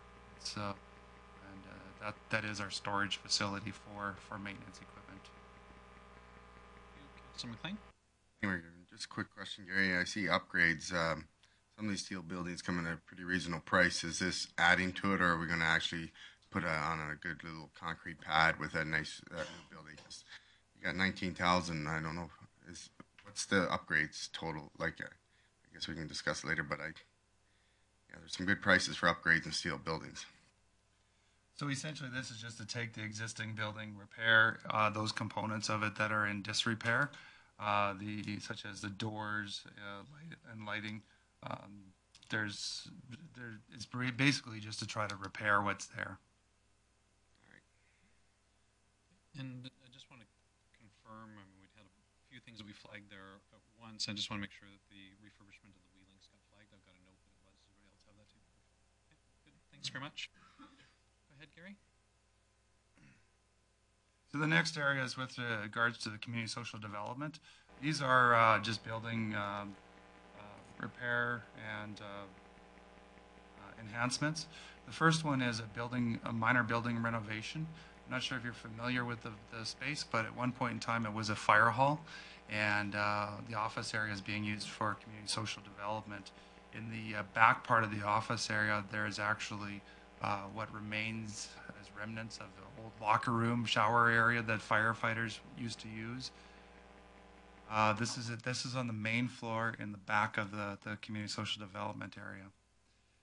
In the past, there has been some issues with water leaks and so on with the plumbing back there. This would see minor renovations to take out a piece of that and turn it into usable space. So Councillor Rice, this is the old fire hall.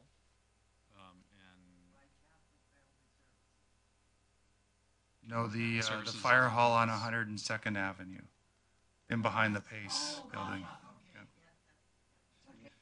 Yeah.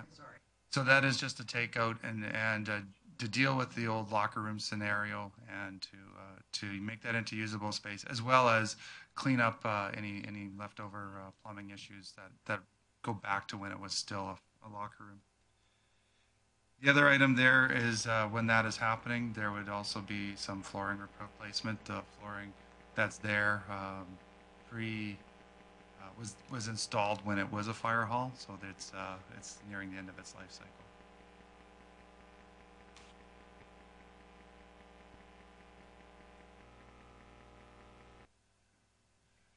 So moving on into the next department is the Culture and Heritage Department. The first one is the MCC auto scrubber replacement. Auto scrubbers are floor cleaning machines, and they have are used daily and have a limited life cycle. This is only a life cycle replacement. The next project is. Sorry, Radburn? Thank you, Mayor Given. I'd like to flag feasibility study for Performing Arts Center, please.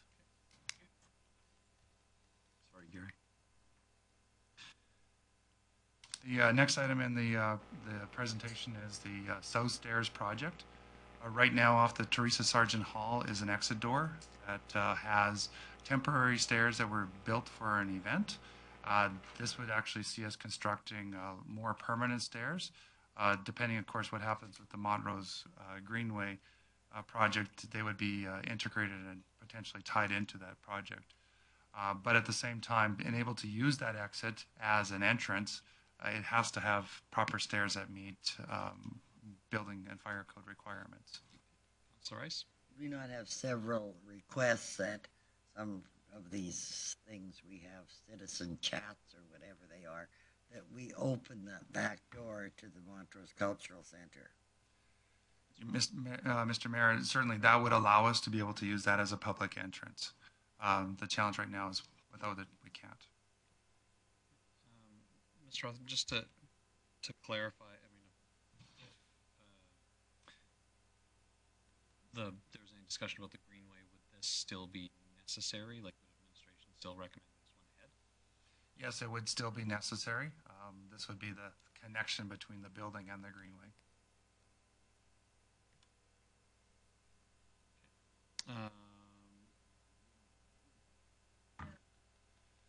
It is my understanding that we would need the stairs regardless. If the Greenway goes ahead, the stairs would be factored together with that Greenway project. So it would just roll in. We would design it so that it connects to the Greenway. Okay. And then I'd like to flag, well, maybe you can give some additional information on the Montrose Cultural Center emergency generator. So this would be a backup generator power source for the Montrose Cultural Center. The Montrose Cultural Center, like any modern building, is automated building controls as well as, believe it or not, electronic washrooms. It would enhance and ensure that when events are going on in the Montrose Cultural Center, that they would have continuous power. We have had events where systems have gone down because of a lack of power. Not only do you lose your building airflow, your air conditioning, and so on, you also lose your ability to have washrooms that work. So that, which means the alternative is that the event is canceled and the building is evacuated. The other piece to this is important as well is that there's a tie-in to the Prairie Art Gallery, and the art gallery has very stringent requirements in terms of temperature and humidity control, and this would also help us to be able to better maintain that by enhancing more systems that are operational. Thanks for that explanation. I'd like to flag that item. Councillor Rice?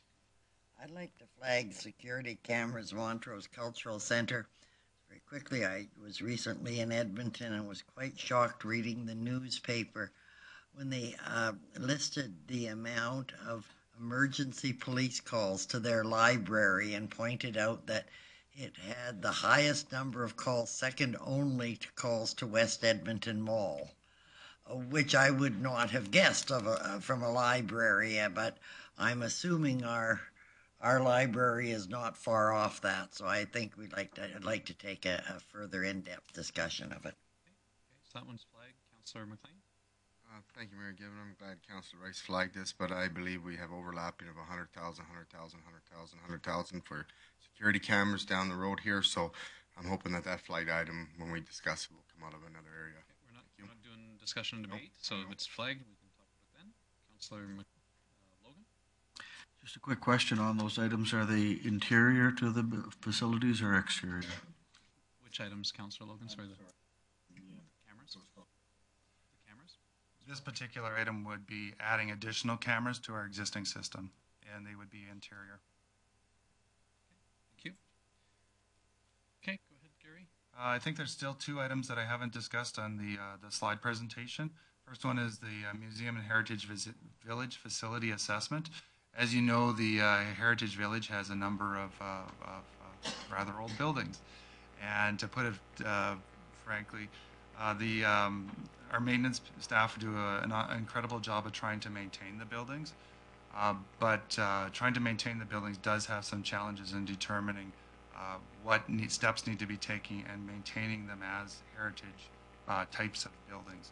This would actually have us hire a professional consultant who does work with heritage types of buildings to come in to do an assessment of the buildings to give us better direction in terms of what needs to be done to maintain those buildings in the future.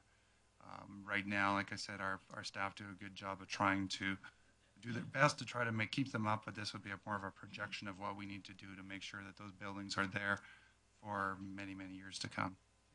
Thank you. Councillor Tarrant? Gary, I know with operational funding for the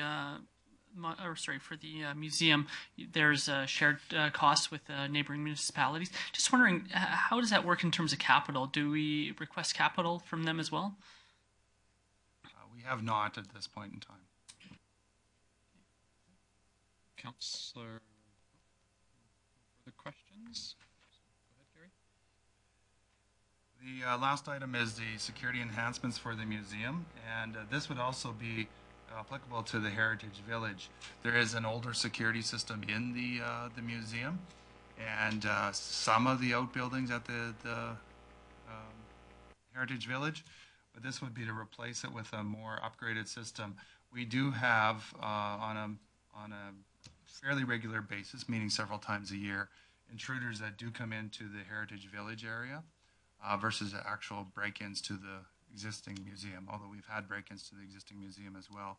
And this would allow us to detect intrusion earlier and have our security and potentially police be able to respond to it. Okay, any questions?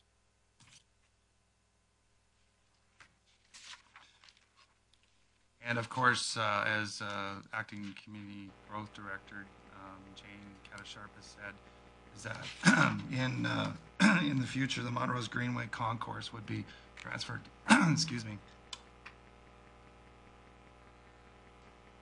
to the community living area and might show up under culture and heritage in the future.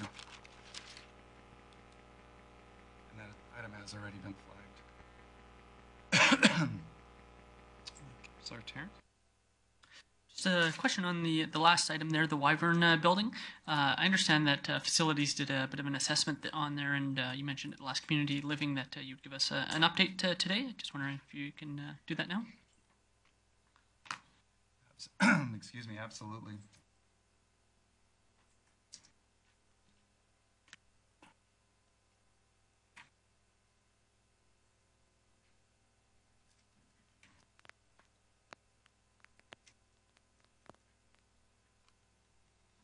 So essentially, facilities did do a look at the Wyvern building. This is a building that is owned by the city, is used by Grande Prairie Live Theatre. Right now, the building is not waterproof or rodent-proof. There are a number of doors that are not adequately, well, they're doors that aren't operable. And this essentially would fix those issues. It would look at the building envelope, make sure that it is waterproof, it is weatherproof, rodent-proof, and repair, replace the various doors that are needed. Just wondering if there was any thought looking at the structural integrity of the building, and is there significant safety concerns with that? It is my understanding that that was also considered as part of the study and the work done on it, and there were not any significant structural safety concerns. Primarily, it means just working on the building envelope, but when you work on a building envelope, you also enhance the structural integrity of the building. Thank you.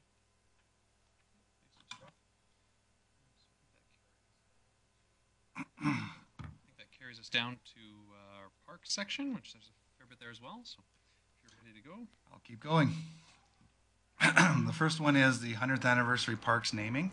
This is to install signage in all the parks that we have named. Well, the final design, potential design of any signage could always be modified.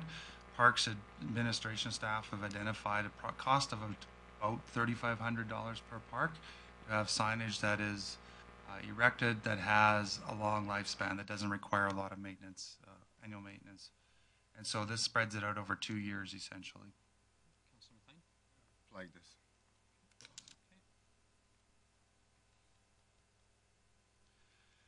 The next item is a piece of equipment called the slits heater. This is was identified in our turf management plan as a tool for us to be able to enhance our turf abilities in our natural spaces. This allows for seeding in areas that are already grassed, taking a grassed area and putting more seed in the ground to allow a thicker crop of grass essentially to grow. All the items pertaining to the turf management plan and the integrated pest management plan have been spread out throughout the 4-year cycle. So there are capital and also operational considerations, and they have been phased in over the 4-year time frame.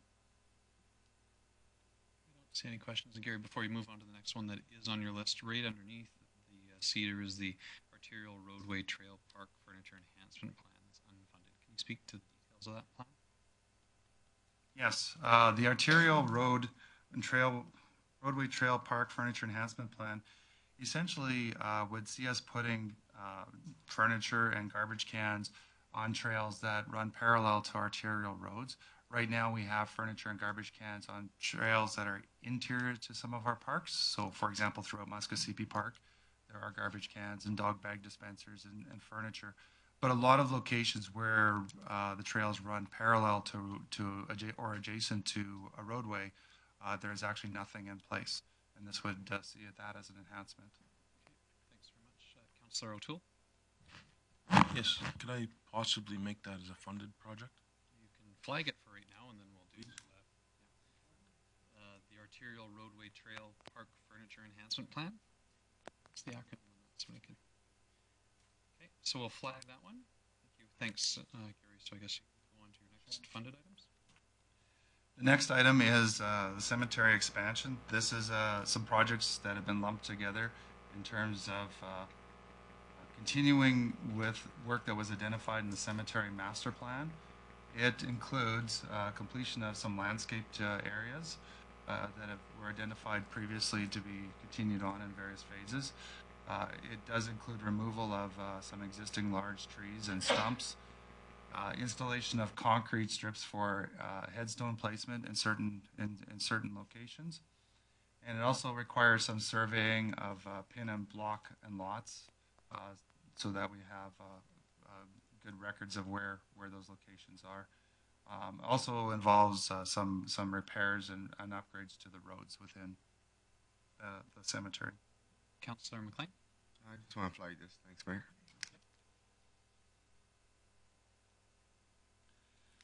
The next item, while it's identified as a community living parks area, it's something that also would be a benefit to the entire city, and that is a City of Grande Prairie entrance feature.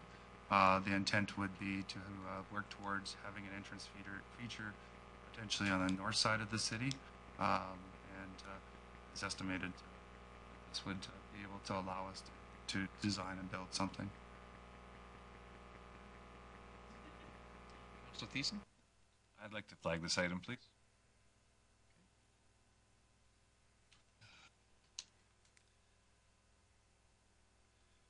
The next item is the hillside rink sand removal and asphalt overlay.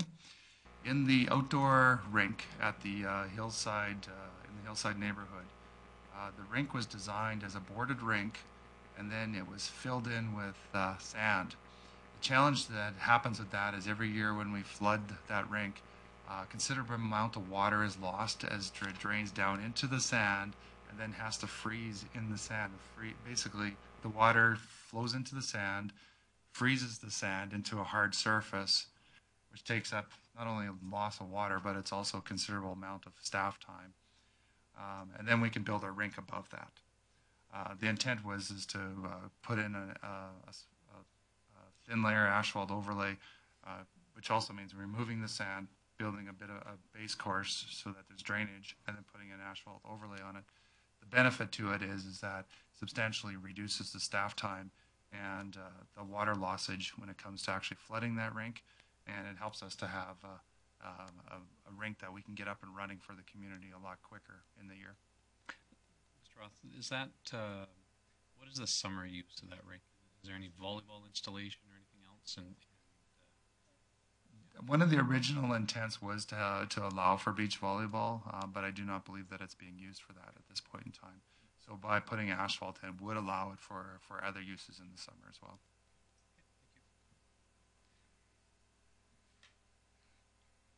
The next item is actually two items around industrial snow blowers with chutes.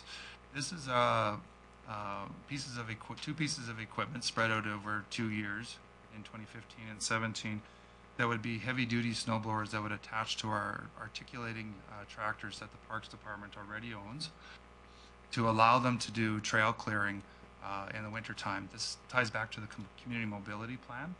Right now, we do our best to push the snow aside using various pieces of equipment, but as winter progresses, that pushing the snow aside can become more and more difficult as the accumulation builds. And having snow blowers would allow us to blow the snow off to the side of the trails and enable us to have more trails open for use in the wintertime. The industrial water reel irrigator, again, is another piece of equipment linked to the turf management plan. Essentially, it's what it sounds. It's an irrigation device with a large reel that we can take to different areas and water those areas that need to be watered. It's not a fixed irrigation system. It's something that can be used in many of our locations throughout the city. The next item is the Jubilee Park Enhancement Plan. What is funded in this particular plan is the irrigation system that was identified by Parks as being the first priority in terms of being able to move forward with a plan for that particular location. As was previously presented to the Community Living Committee, there were other enhancements that were planned for that particular site. But without the irrigation, some of the other enhancements, the irrigation needs to come first before some of the other enhancements can come in a logical sequence. So for the subsequent phase and after the irrigation system goes in, it will ensure that, like all of the planning has been done for the rest of the improvements to the park, so there's not going to be any jam up in terms of proceeding with the irrigation system first and then the rest of the work later. That is correct. The intent is to have the irrigation done first and have it done in such a way that we won't be ripping out irrigation lines that we just put in to do the rest of the enhancements.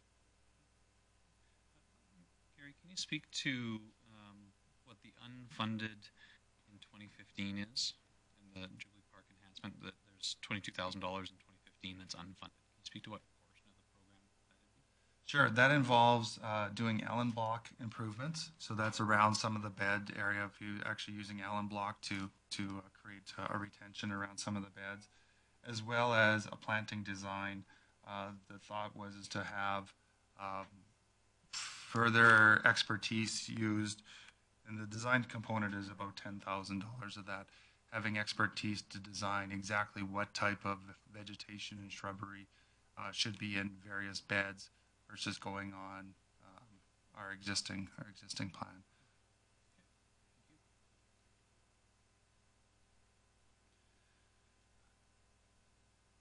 Sorry, I'm just trying to get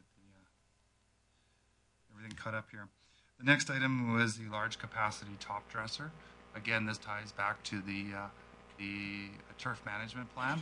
Top dresser is used in turf management pretty commonly.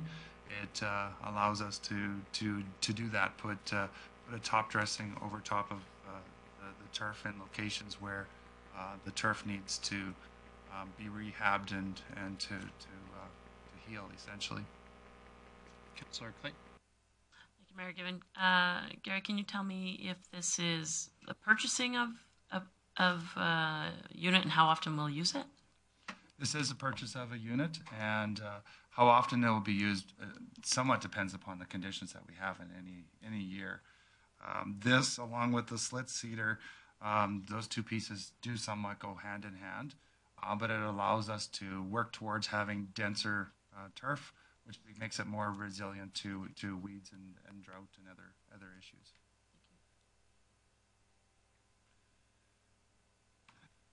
So the next items pertain specifically to Muskosipi Park. They still fall under Parks Operations. The first one is the repair of the junior playground surface and removal and replacement of that playground itself. Both of the playgrounds, there's a junior and senior playground next to the pavilion. They sit side by side, but one area is actually intended for smaller kids and one area is for larger kids. And this would see us phasing the replacement of those two playground areas in over a period of time. The junior playground is actually identified as the one that's in more critical need of replacement. This would also see us replacing the sand surface, potentially with either a poured in place or rubber crumb type of surface that meets standards. Councillor Logan? Those replacements would be in the same place, though. It's just upgrading what's there. That's exactly right. Thank you. Councillor Radburn, do you want to ring in again? I cleared the queue. Thanks for giving. Gary, I thought there was some replacement or upgrading done recently on one or those playgrounds. Is that correct or not? Bringing up my notes. While you're finding that, I know that at minimum there were swing sets that were removed because frost heaving had made them unsafe. So I know that there was a removal. I don't know if there's any repairs done since then. Mr. Roth? That's correct, Mayor Given. That's exactly what has been done. There's been some work there as to make what existing pieces are there safe because of frost heaves or equipment that was wearing out. Some pieces of equipment were removed, but also as well, every year the sand does need to be refreshed, and there was recently, within the last few years, a little more time and effort spent on refreshing the sand there.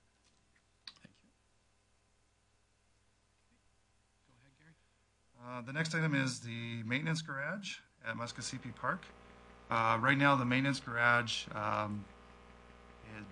is built into the pavilion. There's a small bay there. The challenge to that is that as staff are going to and from the maintenance garage with the pieces of equipment, they have to go through a pedestrian corridor, and it is a safety hazard for our users of our park.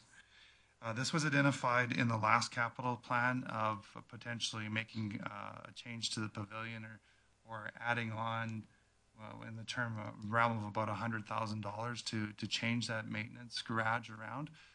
In looking at further design work, that is not a feasible item just to add on another bay. It doesn't deal with the safety concerns of our customers and staff operating equipment interfacing one another. So the intent is to use the 100,000 plus an additional 300,000, or a total of 400,000, to construct another maintenance garage off-site, which would mean moving that bay to the new maintenance garage. We have a few locations that we are evaluating at this point in time. But the maintenance garage would need to be within the Muskosipi Park corridor and fairly close to trails. It would also then allow that maintenance garage to be repurposed within the pavilion. So the other challenge we have with the maintenance garage right now is on one side you have child care space that's used for day camps, and on the other side of the wall with a door actually in between is the maintenance garage. We would be able to clean up that maintenance garage space and use it for other programming options. See a few folks in the queue. Councillor McLean. I'm just going to flag this. And so Gary, can you speak to just on that? Does this amount include repurposing of that space, or is this just the construction of a new facility? As I understand it, it includes the repurposing of that space as well. Okay. Items flagged. The next item is park kiosk signage. So throughout the park, we do have signage that is not only the kiosks themselves, which are the big triangular shaped concrete structures, but there's also, this plan would also see us enhancing way signage. It would have us reflect the new logo of Muskosipi Park, and give those kiosks a bit of a facelift, and also provide enhanced wayfinding signage so that users of the trail would have better directional markers. And we are looking at trying to come up with a design that we also incorporate kilometer markers for various sections of that into that wayfinding signage. So the pond step is the wooden structure that goes down to the fish pond. It's been identified that this is reaching the end of its life cycle. It is still the original step that was built when the pond and the kiosk, or I should say the pavilion, were designed. And this is just a replacement of that structure.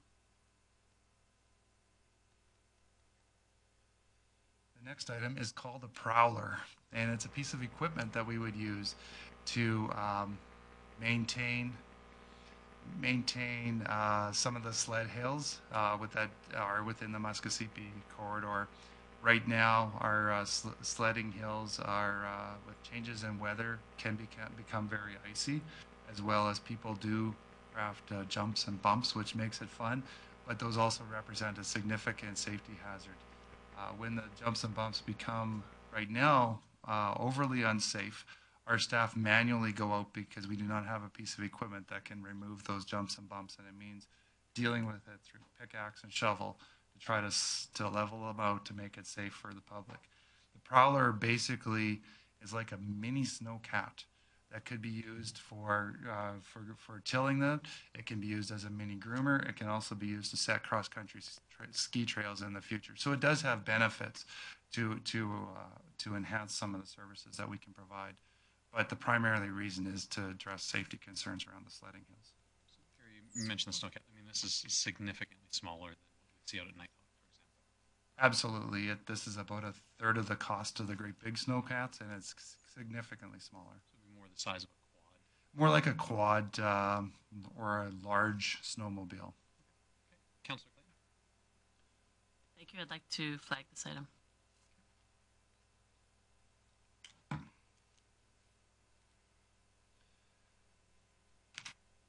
Okay, the next item is regarding the spray deck at Muskosipi Park. When the spray deck was built, the spray park was built. It was built with a fairly tight budget, and the wastewater from that was actually through permission through Alberta Environment actually flows into Muskosipi Creek. We've identified that is basically just allowing water that could be used for another purpose to just go into the environment. This would see us putting a storage tank system adjacent to the spray park, where we would collect the water. It could be used for a couple of things. First off, the pond near the pavilion does need to be topped up several times throughout the year. It would allow us to be able to top up the pond with that water. The plan would actually see a piping system, a small piping system with a pump built in, so that it would be ready to go as a matter of turning it on, drains from the tank into the pond, as well as parks operations would use it for watering of other locations, just like they do the water that comes off of the spray park at the Lions Park.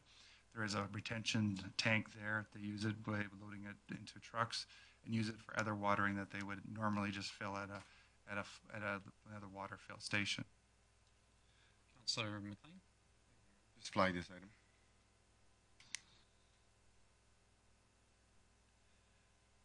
The next item is the senior playground replacement and surfacing. So this is the other half of the junior playground resurfacing, just phased in over a number of years.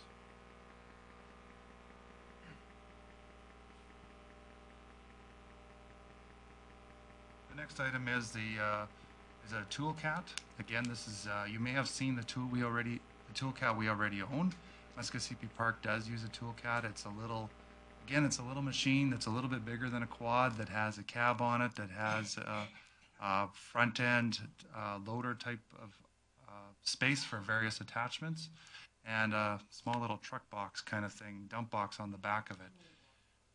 It's a toolbox on wheels. It is actually probably the most useful piece of equipment that our Muskosipi Park staff have.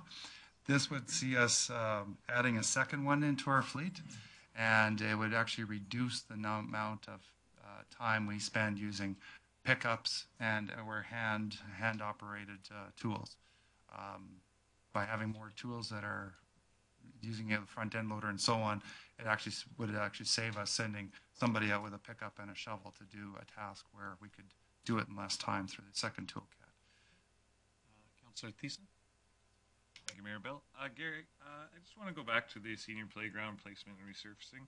I have it marked here, the funding for $150,000 from non-government sources. Can you explain, Arma?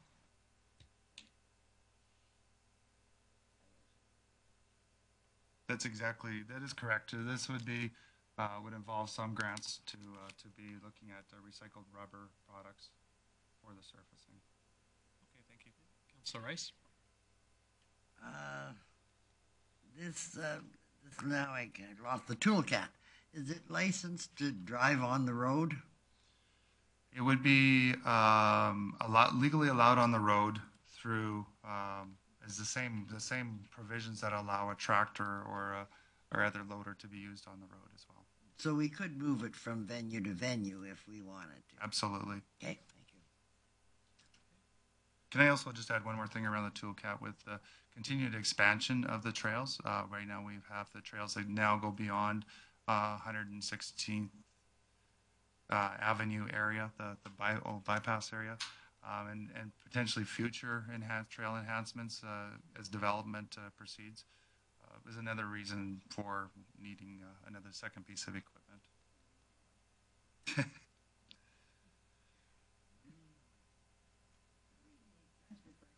Sure, Councillor Rice, you need to turn your microphone on, please. Read all these, or would we be just as effective as we turn to each page, to each of us ask the questions we want to ask and then flag? Like, I assume we've all gone over it. Well, Council, how do you feel? Do you want to do the way we're going? So I'm hearing. Yeah. So maybe I appreciate that Council has read it. So maybe if administration would give real brief, especially if they're funded. I'll also ask council members to be relatively quick. If you foresee something that you want to flag, be on the button quick and we can move forward. And so, yeah, for admin, when you're presenting, super short, especially if they're a funded item. But, okay, go ahead. The next item is cemetery kiosk and block markers. So basically this is smaller kiosks that would help as wayfinding opportunities to assist families finding grave sites, as well as block markers. So blocks are the large parcels, not the individual graves. This would be to enhance our services there. I just want to flag this item.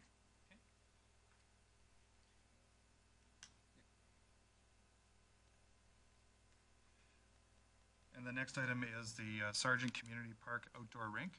This would see us placing a new outdoor rink basically in the field between Derek Taylor School and Kateri Mission School.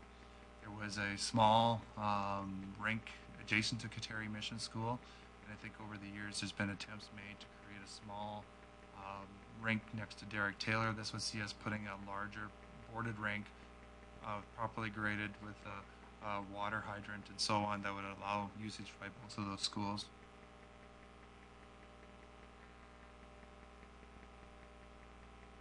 And the last one on this slide is a subsoiler. Again, that another piece of equipment that ties into our turf management plan that allows us to loosen the soil below the grass surface without disturbing the grass. Gary, can I ask a question about the Mississippi Park infrastructure replacement program? There's an ongoing $75,000 per year for the 4 years. Can you speak to what infrastructure that would be? I just pull out my notes.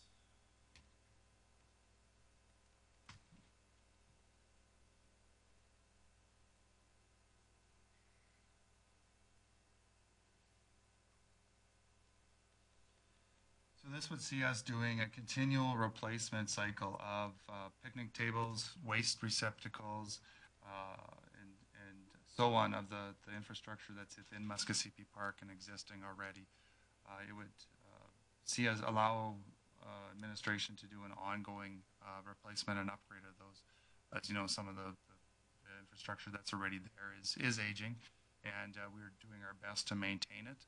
But when it reaches a certain point where it can't be maintained, in some cases those pieces are simply removed from the park. So I'd like to flag this item.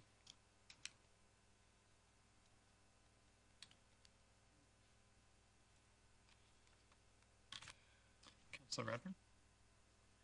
Mayor Given, Gary, the outdoor rink on government sources, so that would be community fundraising. What would that be? Or are there grants we can apply for provincially to help with that? I believe that would be from other community sources, through other fundraising or donations.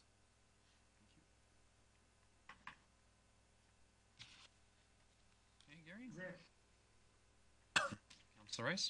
an opportunity there that outdoor rink area could be expanded, like say to include a water feature in that? That is always an opportunity, but there would be additional cost, Yeah. of course. Okay, so I think we're into recreation and sport. Mr. Roth? Yes. So the number of items relate to the CKC fields. These were both the funded and unfunded items relate to the CKC field master plan that was created for us. What administration has done is we've looked at funding those items that seem to be the most urgent priority to enable us to complete and finish off the work that we've already started. And it would see us phasing the rest of the master plan over a longer time period. In some cases outside of this particular capital plan. So the first item is labeled as equipment. That is additional equipment needed to maintain our existing artificial turf field. So that's some attachments to our Bobcat and so on to be able to allow us to be able to maintain what we have there versus contracting it out. Second item is a grandstand to provincial standards. The vision for the artificial turf field is to work towards a standard where we can actually host provincial football and or soccer games at that location. The Football Alberta has very stringent standards with requirements that must be met. The grandstands would not only be a grandstand, but would also allow for change facilities that are sized appropriately for football teams. We know that football teams, because of the amount of equipment they have, need larger space. So that would also include that. It would also potentially be a double-sided feature so that if a field is built onto the west side of it, which is in the master plan, to have another soccer field over there eventually, that the grandstands could be used for both fields. Gary, so in this item and the next one, the lighting score clock benches, I'm surprised, I guess, that these are 100% funded through capital tax, and that there's no sort of non-government funding in there. I guess I would have expected, so basically this is the city saying we will do 100% of the cost of all the stuff there. And so I don't want to get into where council is getting into funding sources or total funding for projects, but I think there's sort of a philosophical question that council should probably be asking around these projects to say, are we prepared to take on 100% of that cost, or should there be some expectation that the community and the users should be involved? So I'm kind of struggling with how we do that, because you may hear me if anybody else got into it and said, well, I want to talk about the amount or split out the funding source, maybe we're getting beyond our depth. So I don't know if anybody in administration can kind of help out with a suggestion there, but I feel like council should have some discussion about, are we ready to take on 100% of the cost of these types of things? So yeah, maybe we could just pause for a second, have a little bit of a discussion around that. I'd like maybe some assistance from my council colleagues if that's an issue we'd like to discuss. Councillor McLean. Thank you, Mayor Given. I'm glad you brought this up. I was going to flag this one anyways because we have Legion Field and we fixed the bathrooms in there, so that we need two areas to do the same goal. So I'm going to flag this one, but wait for the discussion anyways. See what happens. Councillor Logan. Well, similar comment. It's not so much yes or no on the actual project, but on the funding that was of interest to me. But I think it's good to have it flagged. Okay. Councillor Radford. Thank you, McGibbon. So, Gary, as I understood it, there was a steering committee or committee that was looking at a coordinated fundraising efforts for this plan. Maybe it would be useful for us to get an update in terms of where that's at and what we might expect in terms of other funding availability. So maybe what we'll do then is, it sounds like we do need some discussion around, start off when we're talking about the grandstands right now, so we'll start off on that and we'll highlight that as flagged. There may be others that we flag, but just around the CKC field and sport field development plan, maybe an update. For consideration, maybe council would like to consider, when we get to that flag discussion, maybe we consider what the amount is the city's willing to contribute. So we have a total project cost, and maybe we could determine an amount the city would put into our budget that would obviously leave an expectation that somebody else would have to come up with the rest, or the community would. So I'll put that out there as a consideration for when we come back and discuss these as flagged items. Councillor Radburn, go ahead. So, Bill, I would just like that update with my question. I would like that update as we have that discussion. Yeah, absolutely. So when we get to the flag, so council members can think about what they might be willing to do in terms of amount, and we can get an update from administration about that, how that group had been working on the plan, the steering committee. Okay. So that was, I think that all started on grandstands. That's correct. Actually get to the, okay. That's correct. So the next item would see lighting, score clock, and some benches installed in that area. The lighting would be predominantly for the football area, as well as some lighting for the speed skating oval. The score clock obviously is for the football field, and the benches would be heated outdoor design benches for the speed skating use. They could be turned on, used for the speed skaters that are putting on their skates. Most speed skaters do not require or request a change space. They come ready dressed. They just need a space to be able to put on their gear. I'd like to flag this one as well. I think that a number of these items around fields and CKC development, I will probably flag them as they come up if somebody else didn't. So let's flag that one as well. And that's all the funded items under the CKC fields. I'm not, if there isn't any other flagged items there, we can continue on with the Coca-Cola Center. Councillor Thiessen? I don't mind hearing the explanation for it, but I'd like to flag this item. Which the front lobby? Okay. So, you know, in interest of time, we're going to get to talk about it when we do the flag items, so maybe we can save the explanation. Sure. Thanks, Gary. I had a few others in the queue in front of you, Councillor Evans, if you can just hold your questions for us. Councillor Clayton? Thank you, Mayor Giving. Gary, can you possibly give me geographical information on the neighborhood park at CKC? So that is a little corner in behind kind of the Eastlink Center, Coca-Cola Center area. So if you can imagine where the backside of where Eastlink Center and Coca-Cola Center tie together, there's a little triangular piece of land that's adjacent to residences. I'd like to flag this item. Councillor Rice. The synthetic soccer football fields. I'm going to flag that just primarily for more discussion. There's been a lot of complaint in Edmonton about it's rude to have some international women's soccer thing come and play on synthetic fields. So just to clarify, so Councillor Rice, you're talking about the West Side soccer only field that's unfunded right now? I don't know, since construction of East Synthetic. So the East is already, sorry, the East field was not flagged. But I'm flagging it. So for inclusion, that you're looking to fund it?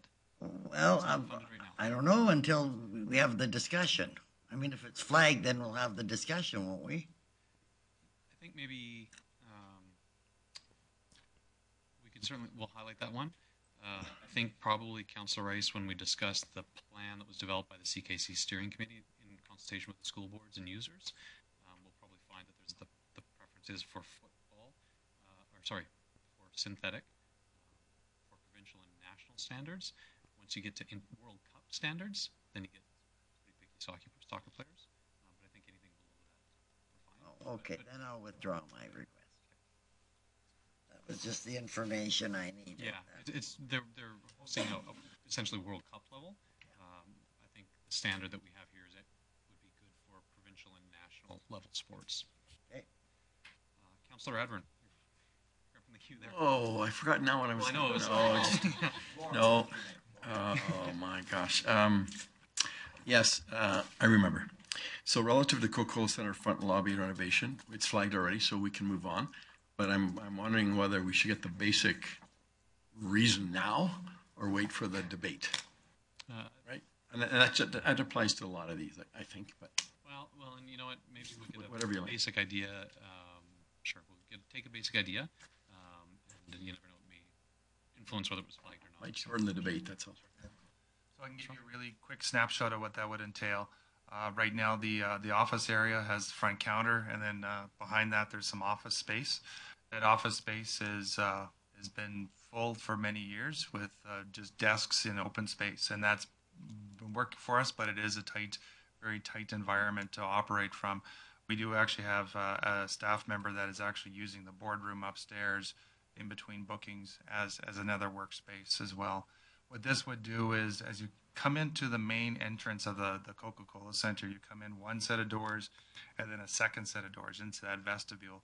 It would actually see a renovation that would protrude out into that vestibule somewhat, still allowing access for the elevator and the stairs going up to the second floor. Just making better use of that empty space in the vestibule, because it's a very large vestibule there, and enhancing the office space and trying to relieve some of the congestion in the office space. Councillor Rice? This is, let's just really complicate the process. Either in Muskosipi Park or in Dave Bar, I don't see any money included to upgrade the kitchen. We want to make money, and yet we can't make money until we upgrade those. So is that somewhere? Is that an operating? Is that... Within the last year or so, we did do upgrades to the Dave Bar kitchen. The Muskosipi Park kitchen actually is actually even higher standard than the Dave Bar is now that it's been upgraded. But the upgraded Dave Bar allows us to be able to do some deep frying, which has drastically changed our menu because our clients want fries and those kinds of non-healthy products. But we're able to now produce those. And so that upgrade has been able to benefit that. Do we have the capacity to cater? Yes, we do. Okay. Yep. Gary, it's on the unfunded list, and I'd like to flag the connection to the Wapiti corridor. So Connection to who? it's right below Coca-Cola Center front lobby renovation, connect to Wapiti corridor, and I just confirm my suspicion that that's a trail connection from south of the city limits to, from Bear Creek Park, south extension down to the county. That is correct. So I'd like to flag that one.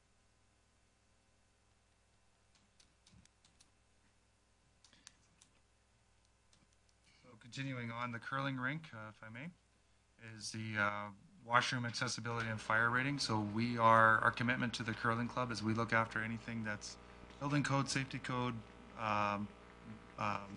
building infrastructure related, and any cosmetic or other changes that the curling club looks after.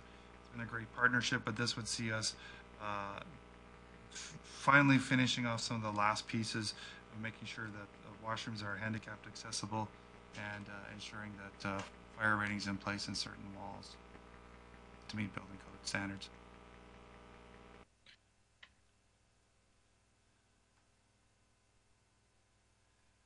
The next item on the slides is the Dave Barr Playground. This is a playground that's used daily by the Kids Place preschool and daycare.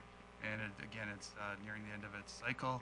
In fact, some of the components have had to be removed because they weren't safe.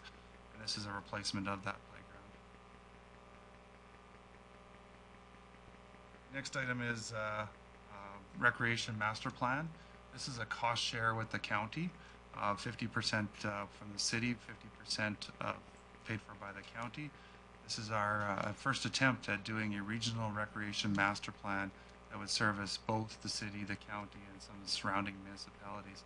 But it would also let us take a larger look at recreation facilities and where they're strategically located throughout the region. It is showing as funded. Half from our source and half from the county. However, the county has applied for a community partnership grant, but we do not know if we will be successful in that. County council has identified this as one of their priorities of their council, and administration certainly sees it as pretty important for us as well. Councilor McLean? Thanks, Mayor. I just want to back up and flag the synthetic surfaces at Legion Field.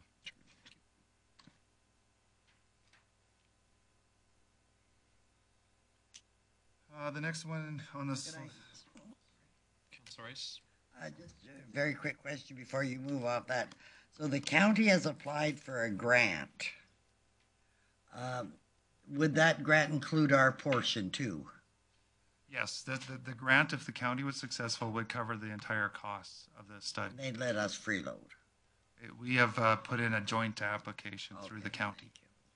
So, Mr. Roth, just on that, so would the total amount of the project be greater than the 300,000, or if we got the grant, would the cost to the two municipalities be less than the 300,000? The cost to the municipalities would be less to the municipality. The grant would replace the need to fund it. Okay. Yeah. Okay. Thank you. The next item is we call it a SCORES partnership, and this is as a result of some joint discussions with the two school boards, the public and Catholic school boards. As new schools get built, school boards are required by Alberta Infrastructure to look at the community use of that space as well. And we have lots of examples where we've done community joint use projects in the past, and we're moving ahead with design work around two other projects on new schools in the future. The challenge has been is that every time one of these requests come up, it's not really identified in our capital plans anywhere. This project would allow us to have a small ongoing funding source that as school projects come up, we can look at. We can also carry it over from year to year to put together into a larger amount. To also let you know, the discussion that was previously held around having a smaller field house type of building added on to the Catholic Royal Oak School would be funded from this amount. So we would take the 2015-16 amount, put it together to be able to fund that project. Councilor Edward? Thank you, Mayor Given. Just quickly, it's maybe not, I'm going back, I'm sorry. I do want to make a comment. I'm certainly not flagging the Dave Bar Fieldhouse Edition, etc. My comment is this, that I'm not sure if that's what we want for the Dave Bar in the future. And so I'm pleased that, and I think the Recreation Master Plan should help us with deciding when we're ready to do something Dave Bar, what should happen there. Thank you, Mayor Gibbon. Councillor Tarrant. Thank you, Mayor Gibbon. I would like to flag the Scores partnership.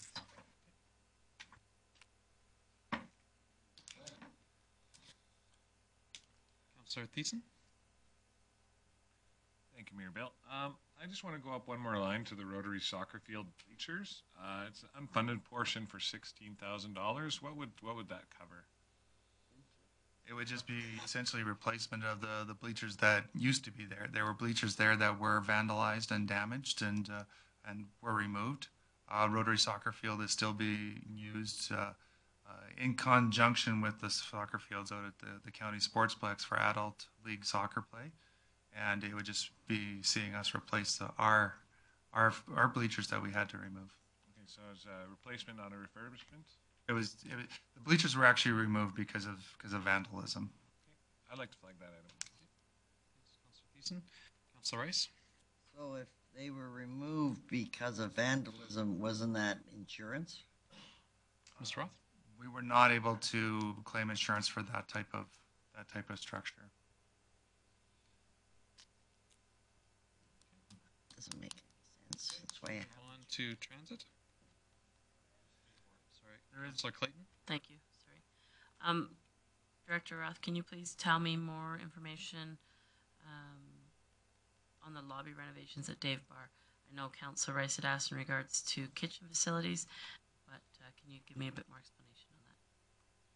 Yes, the current Dave Bar arena has a very small office space, as well as a concession on one side of the main entrance. It would see us to create a bit of a boardroom space, as well as some office closer to the front entrance. So basically the front entrance would get shifted out a little bit. There would be a new reception area there built near the front entrance. One of the challenges that we have right now with where our reception area is, it's kind of tucked around a corner. And we do know we have customers who come in, use the facility without checking in or without paying. So that would eliminate that issue. The intent of having a boardroom space and changing the configuration of the offices slightly is not only for staff, but if Dave Bar Community Center is a community center, by having a boardroom would allow communities use of that boardroom as well. Right now, any meetings that do get booked there are held in the lobby of the arena. Okay. Councillor McLean. Well, thank you, Mary. I just want to flag skateboard, please. Okay. I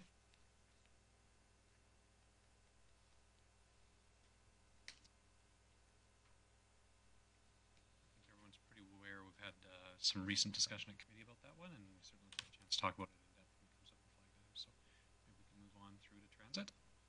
Sure.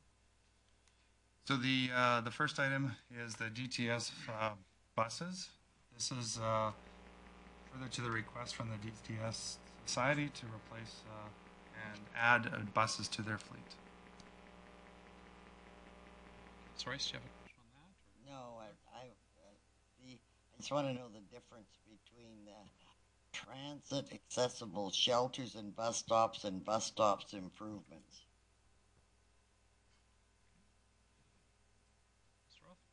The transit accessible shelters and bus stops is just that, is making our shelters that we have in place more accessible.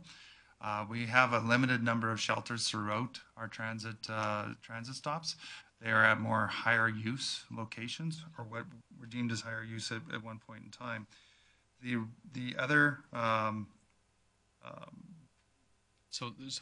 Russell, just on the accessibility, so that's actually if there was a shelter or where there are shelters, that they'd be accessible for those with exactly. And fixed up, or it would be enhancements to the existing shelters to fix them up more, make them more handicapped accessible. Okay. And the other line would be looking at enhancing bus stops throughout the city. I mean, we have over 200 bus stops, and some of those bus stops are located in great spots, and some aren't. For example, there oftentimes are breaks between the sidewalk and the benches, and where people actually get on the bus. That creates issues in wintertime and so on. So this would look at those missing links and fill in those gaps to enhance our bus stops. Would it also look at, like, there are times where we plow the snow, so you have to be a mountain goat to use the transit stop? Yes, that's part of the challenge that we have, is that where sidewalks are set back from the roadway, where our bus stops are right near the roadway, it is at times happens where snow gets plowed to fill in that gap. It would look at putting concrete in that gap to make it easier for snow removal in that location. I'd like to flag that one, please. Sure, that's bus stop improvements, Councillor Rice. Okay, thank you. Councillor McLean? And just a quick question, Gary. Maybe it's already be implemented and it's paid for heating in 3 or 4 of these units. We were looking at Eastlink College and downtown. Is that happening already, no matter what?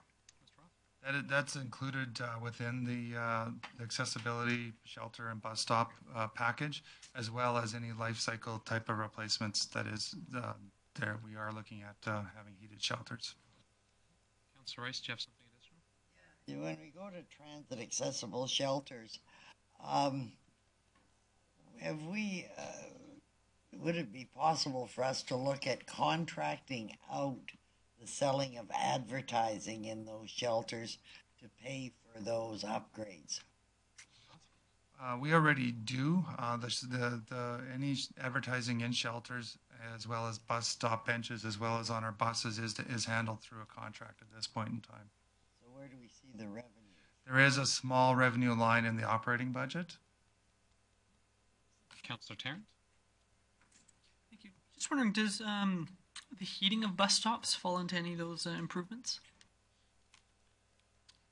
So that would heating shelters is included in the transit accessible shelter and bus stops plan. For any shelters that get upgraded would certainly include the heating units. It's actually not a substantial cost to increase it, but if we're doing improvements to the shelter, we would include heat in those ones. Thank you. Okay, what do you have next on your list, Mr. Roth? That is the end of my list, actually. Okay, so can we ask I've got some questions then. On the transit bus purchase community mobility plan recommendations, there is an unfunded amount. So there's provincial grants and then there's an unfunded amount. And so can you tell us, what do we get if we left it at just the provincial grant amount? First off, how much does this do? Like what, and what additional would we get if the unfunded amount was funded? You have a moment to pull up notes here. So essentially, this piece, as well as a slide in the operating presentation next week, really price out what it would cost us to fully implement everything in the community mobility plan. So this is only the capital piece. There's also an operating piece that goes with this. If we were to do this, it would look at adding in, I'll find the exact number of buses here. My apologies here, I just accidentally closed my screen. Because we let you think you were done. So this would see us purchasing 6 30-foot buses over the lifetime of the plan, so 2 a year. And the 30-foot buses are actually considerably cheaper than the larger 40-foot buses. But the way this is funded, the other provincial grants would be green trip funding. We need to contribute our share towards that. By not having it built into the plan, by having it unfunded, makes it impossible for us to apply for green trip funding. So essentially, these are unfunded. Sure. Yeah. So I just want to. So I'll certainly flag that item, And I'd also like to flag the electronic fare collection system.